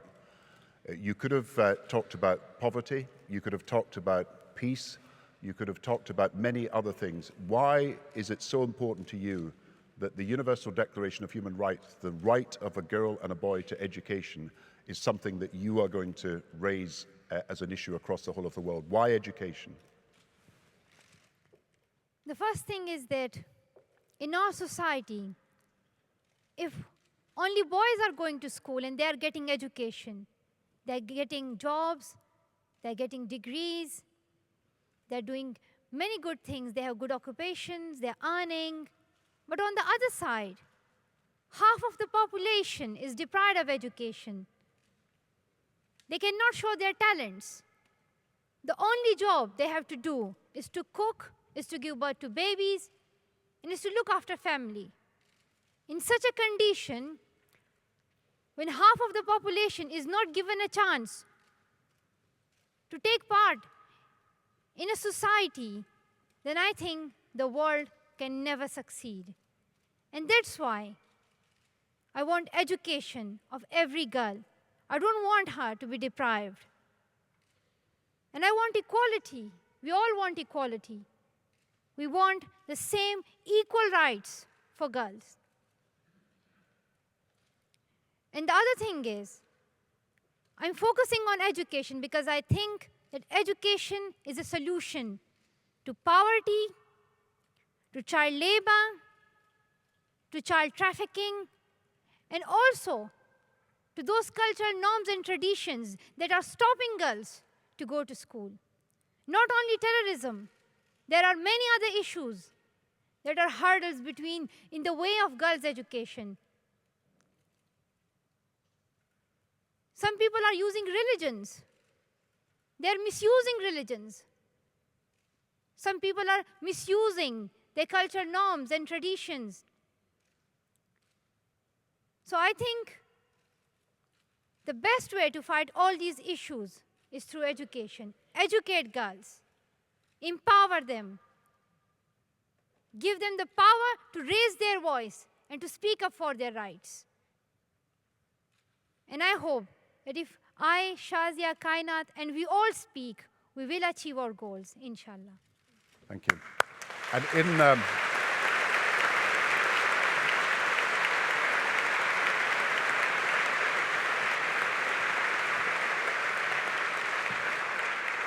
Malala, I was in Pakistan a month after you were shot, and all the girls in Pakistan, they were wearing headbands, I am Malala. You had enormous support. What do you think we can achieve in Pakistan, in a country where there are still at least 5 million girls and boys who don't have the right to go to school, who don't go to school at the moment? How quickly do you think we can move in Pakistan to get every girl as well as every boy to school? The girls of Pakistan are very brave. They love education. They want to go to school. In some areas, their parents are not letting them. In some parts, in some societies, there are such norms that say if a girl goes to school, then she would be able to write a letter to her boyfriend. That's the only excuse that people make. You ask anyone, that why are you not letting your daughter to go to school? They would say, well, if she learns, she would know how to write in English, and then she can write a letter to her boyfriend, and then she can write love letters. It's the only excuse they make. And let us tell them that writing a love letter is an easy job. We can do it without education as well. But in our societies, if a girl is not allowed to say what her feelings are. Even in my family, my brother can tell me that he has got a girlfriend. But I cannot tell my brother that I have got a boyfriend. So this is our society. And we need to bring a change in our society. Many people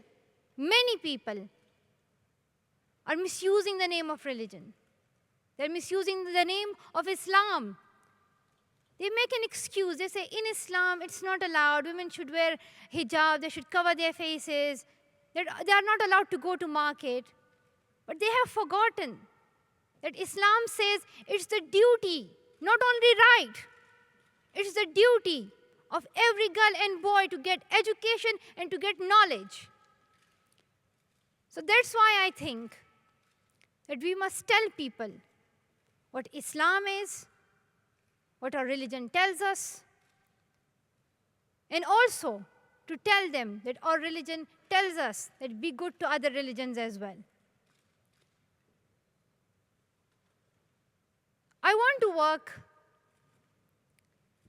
not only by speaking, but also I want to work on the ground.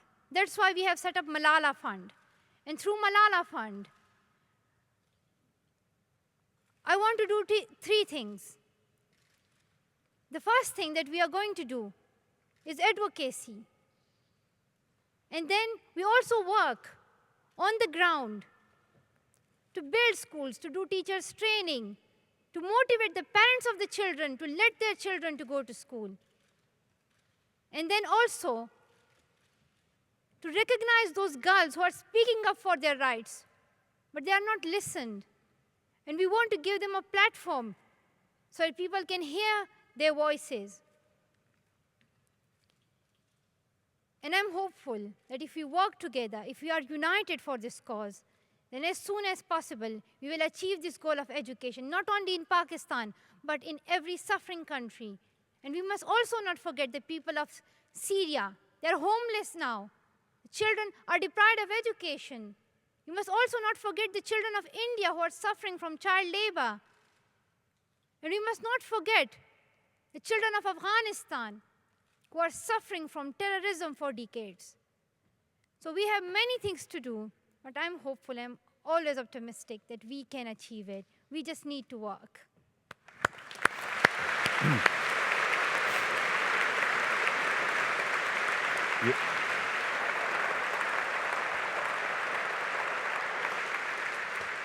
You've taken up the cause of Syrian refugees. You just mentioned them. And I think there are now 400,000 children who are Syrian children who are now in Lebanon, but they neither have food nor shelter, nor do they have education, yet they may be there for years. So that is one of the causes you're urging people to support. Avaz, who's represented here today, raised $1 million in a few days, thanks to your help and other people's help, simply to draw attention to the fact that money can be raised from the general public to help these refugees. So the Syrian refugees are particularly, you are particularly interested in how you can help them. Yes, of course, because now those children are suffering the most. They're homeless as well. They're not only deprived of education, but they're also homeless. And I know that the government of Lebanon is helping them, but still, they need more schools. They need more opportunities. They need space to go to school. So that's why we want to start a project there. And I hope that people would help us. And as well as people will also focus on those children. And I hope that if my father also works in the Malala Fund, and if we all, together with other organizations, work for the Syrian children, so then as soon as possible, we are going to help those children. Thank you very much.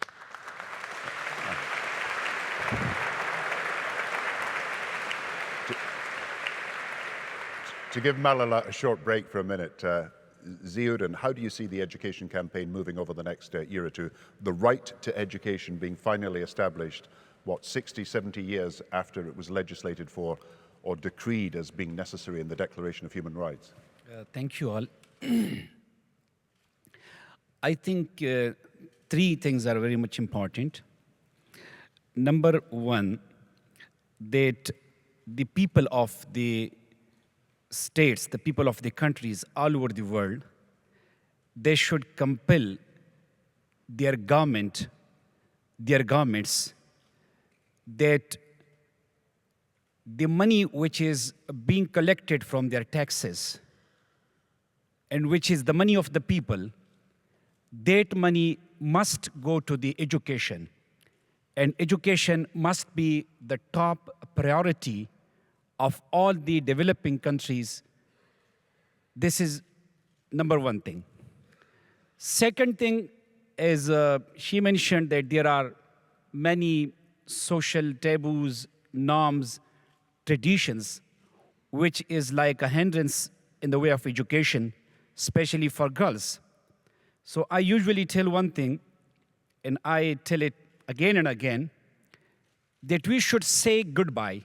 We should abolish all those norms and traditions which go against the basic rights of human rights. That's very much important. For example, in many countries, even in our country, in some parts, there is a very bad custom, a very bad tradition, and many people love to do that, and that is honor killing. You all know about it. So to kill in the name of honor, as a society, and the state must make it sure that no girl or boy should be killed in the name of honor killing. And we must educate the societies. We must educate the societies that honor is not in killing, honor is in protecting. Honor is to save someone's life. And then the third thing, that in many countries, there are no schools, no teachers, no basic facilities for the children. And also, in many parts of the world, the parents don't want to send their children to school. So we have to work in all these tiers, in all these dimensions. Then I hope that birds will sing, spring will come. Thank you.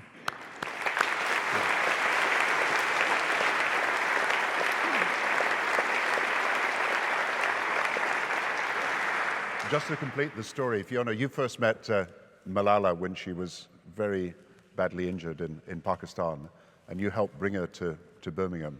I'm not going to ask you how she was as a patient, but you found her as an incredibly courageous girl. I know that.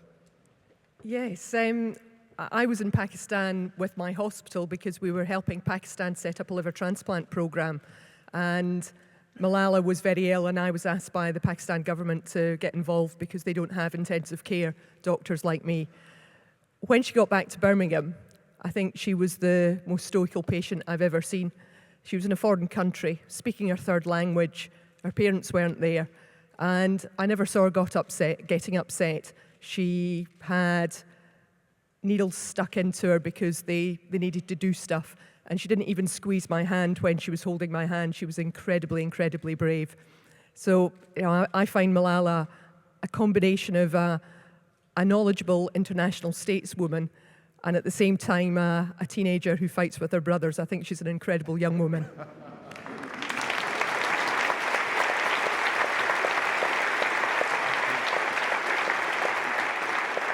And Malala, how have you found the doctors?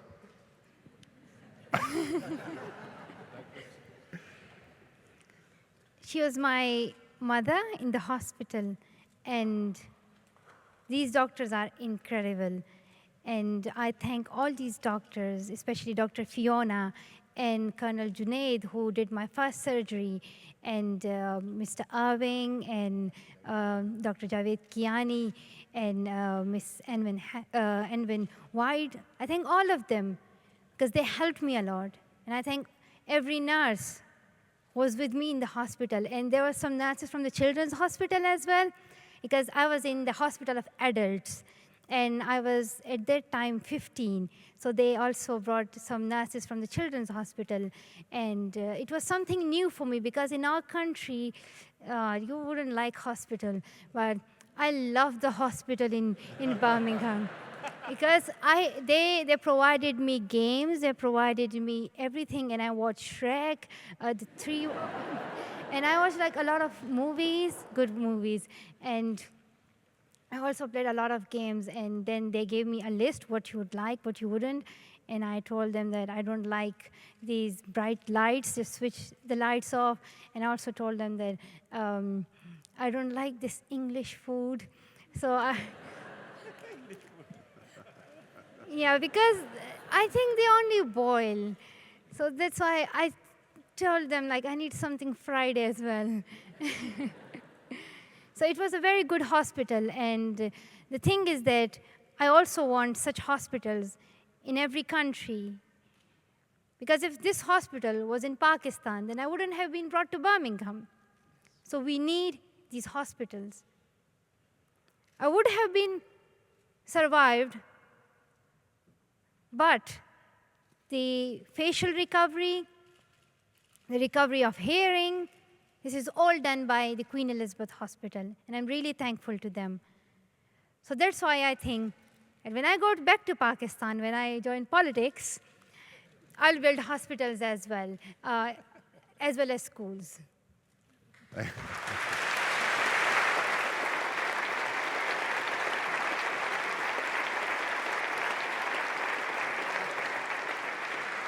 When I first came to visit you many, many months ago, and I asked you what you wanted to be, you said you wanted to be a doctor.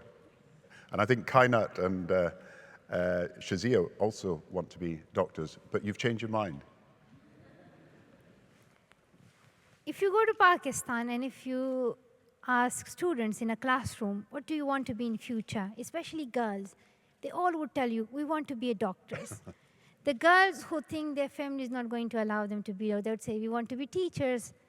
These are the two options for girls who get education. At that time, I also wanted to become a doctor. But now, I want to become a politician.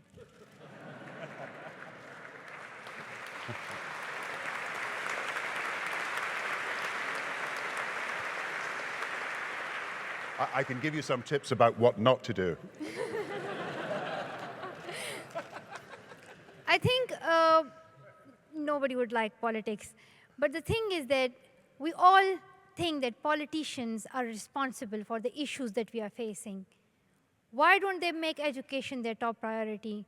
Why don't they focus on education? Why they are spending millions and billions and trillions on army, on making weapons, on fights, on wars?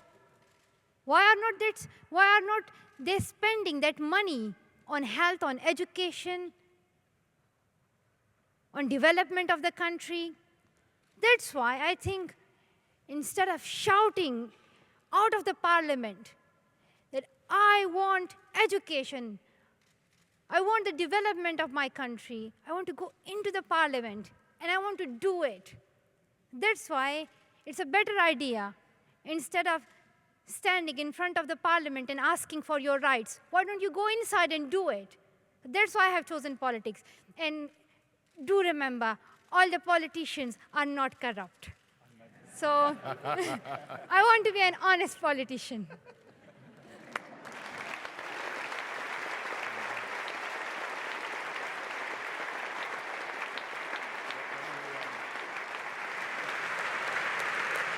You spoke to the United Nations. Did you feel that when you spoke there, I don't know if you were nervous or not, you didn't seem to be when I was with you, but do you feel your message got across? I wrote this speech 1 week ago from that 12th of July. And 2 months ago, my father was telling me, Malala, write the speech. And I said, Abba, today's geography is homework, and the teacher is not going to let me. And I said, like, I can't find any excuse. And then he was telling me, write your speech. And I said, okay, tomorrow. And then only 1 week was left. And then my father said, Malala, I'm warning you, if you're not writing your speech, then it's your responsibility. And I don't know what you would be facing, but I still tell you, write your speech. And then I was in the classroom. It was, I think, lunchtime or break time, that some ideas were floating in my mind, and then I took my pen and I wrote that. When I went home, I delivered that speech for the first time in front of my father, and he always cries, and he cried. And then I worked again on that speech, and I prepared that speech in 1 week. When I went to the stage, I looked at people, and there were 400 young people from 100 or more than 100 countries. I was not only seeing those 400 people, but I could see that millions of people were listening to me at that time. And I spoke from my heart. And I did not know that, is my voice going to be heard or not? But when I finished the speech, I was quite confused. I said, Malala, was it a good speech? And at that time, my father was also not sure. But then later on, when I looked at the response of people and their support and their encouragement, I was totally astonished. And I'm still thankful to them because they think that it was a good speech. It was a good speech.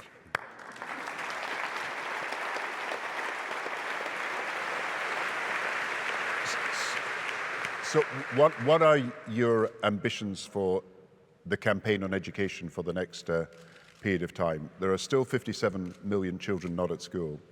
There is a deadline, end of 2015, to meet that goal under the UN Millennium Development Goal targets.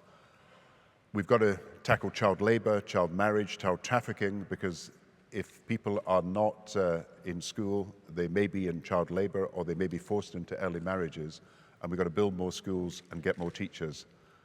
How do you think that can proceed over the next 2 years? What would you like to see happen quickly? Well, I would like to see every child to go to school, but We need to work for it. And for that reason, as my father said, the people who are responsible, they must be on the top. We must ask them that why are you not working on education?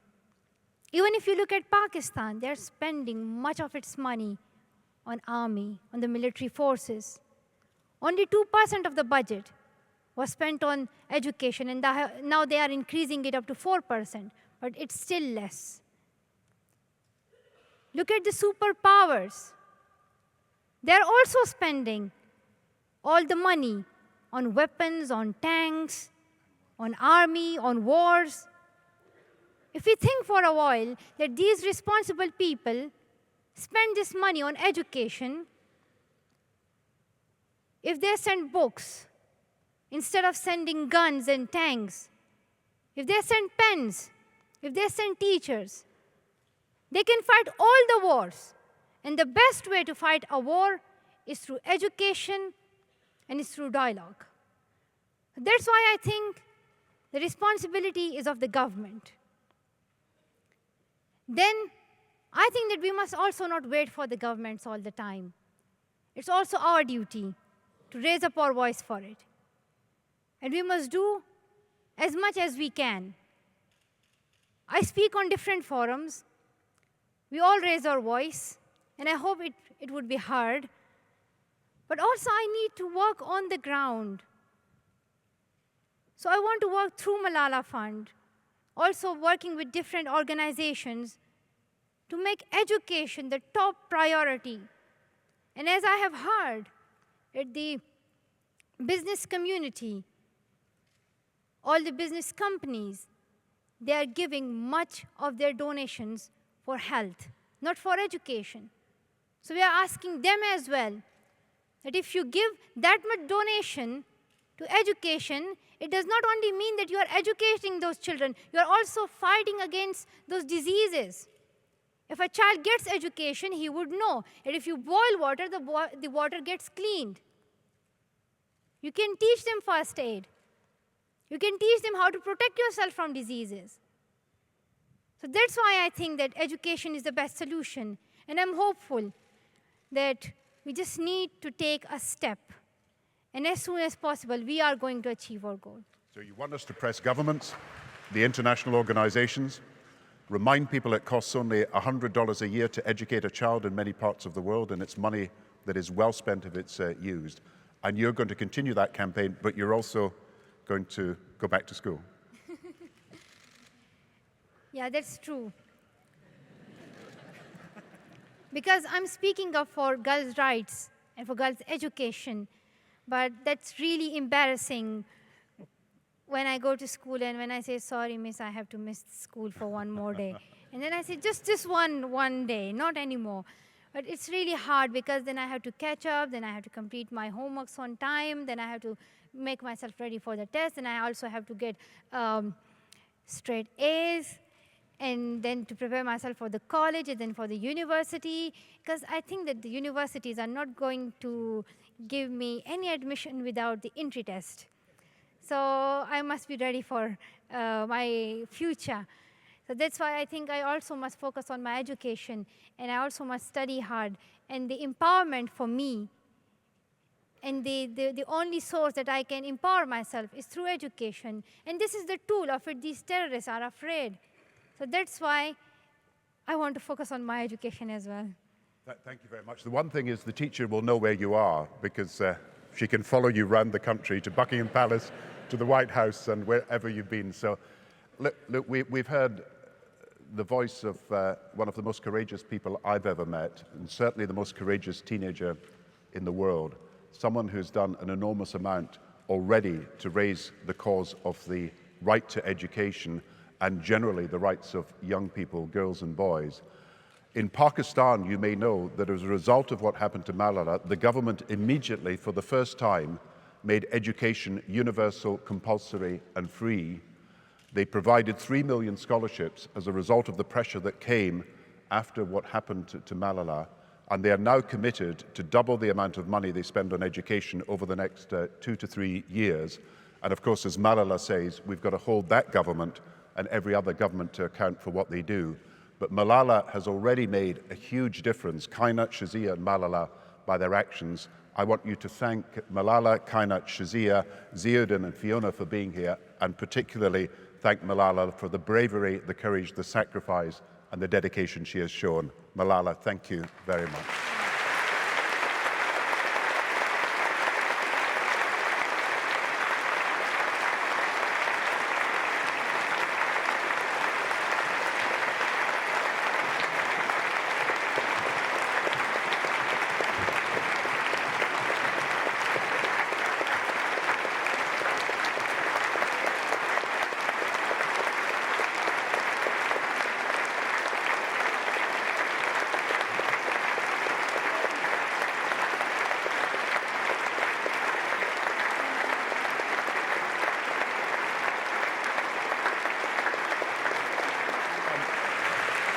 I know you want to complete our proceedings. I've got two announcements I would like you to listen to carefully.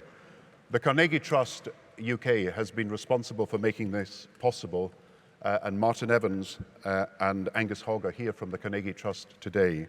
But I'd like to invite up on stage to give a presentation to Malala to help with her own education, a personal gift to her.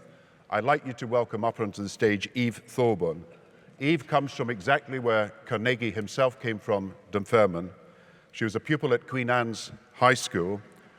She has undergone secretarial training. She has worked in a lawyer's office. She has done a qualification at Aberdeen University. She is now enrolled for a psychology course at the Open University, and she is only 17.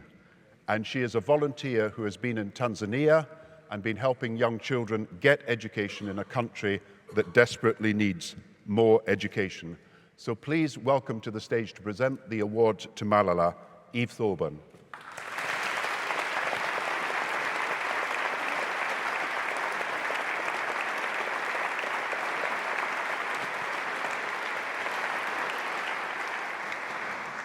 Malala, on behalf of the girls and young women of Fife and Scotland and far beyond, I would like to offer you our admiration, love and support.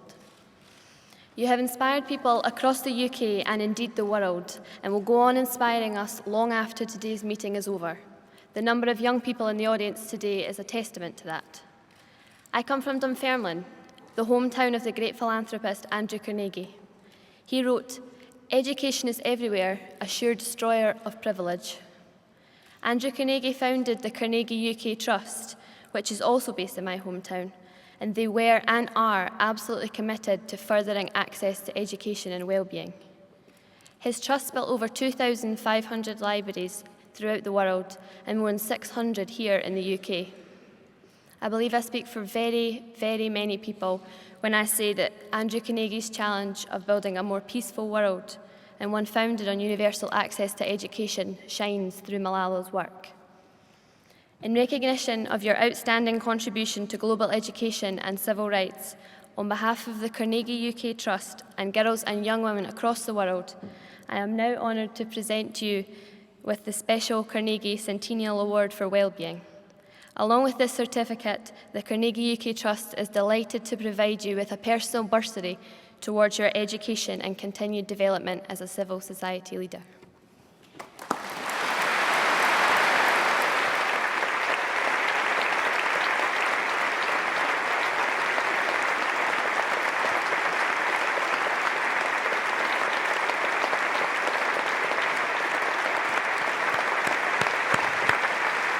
Thank you very much, Eve. Thank you very much.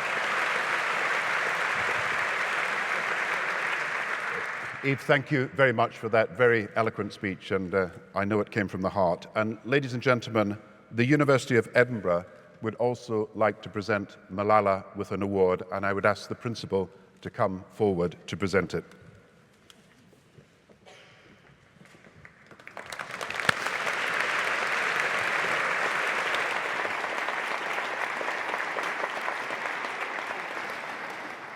You'll be aware the University of Edinburgh often awards honorary doctorates. we also have a tradition of awarding really inspiring young students honorary masters. And so I am here with the unanimous support of the University Senate to award an honorary master's to Malala with the assistance of our distinguished graduate, Gordon. Yep. Oh my goodness.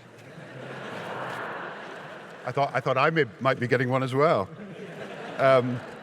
This is an amazing ceremony because it does give me great pleasure to recommend Malala Yousafzai, human rights campaigner, educational activist, for the award of honorary degree of Master of Arts by the University of Edinburgh.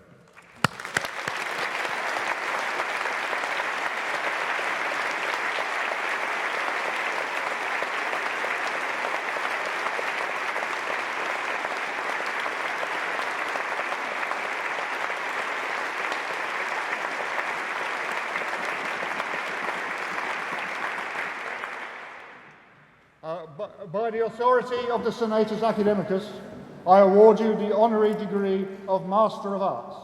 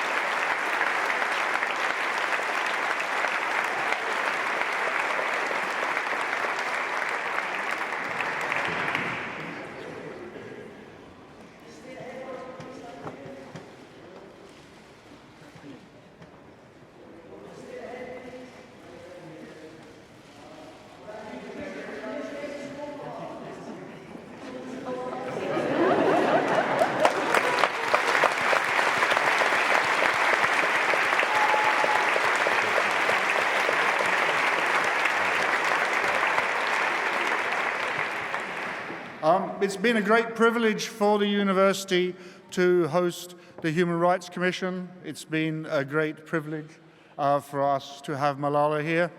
I'm delighted to see such a powerful and obviously committed audience. We're now bringing the proceedings to a close. I'd ask you kindly if you'd stay in your seats. Gordon Brown, Malala, and some of the commissioners will be exiting. Some of the other commissioners will be here remaining in the hall for press interviews. So thank you very much indeed.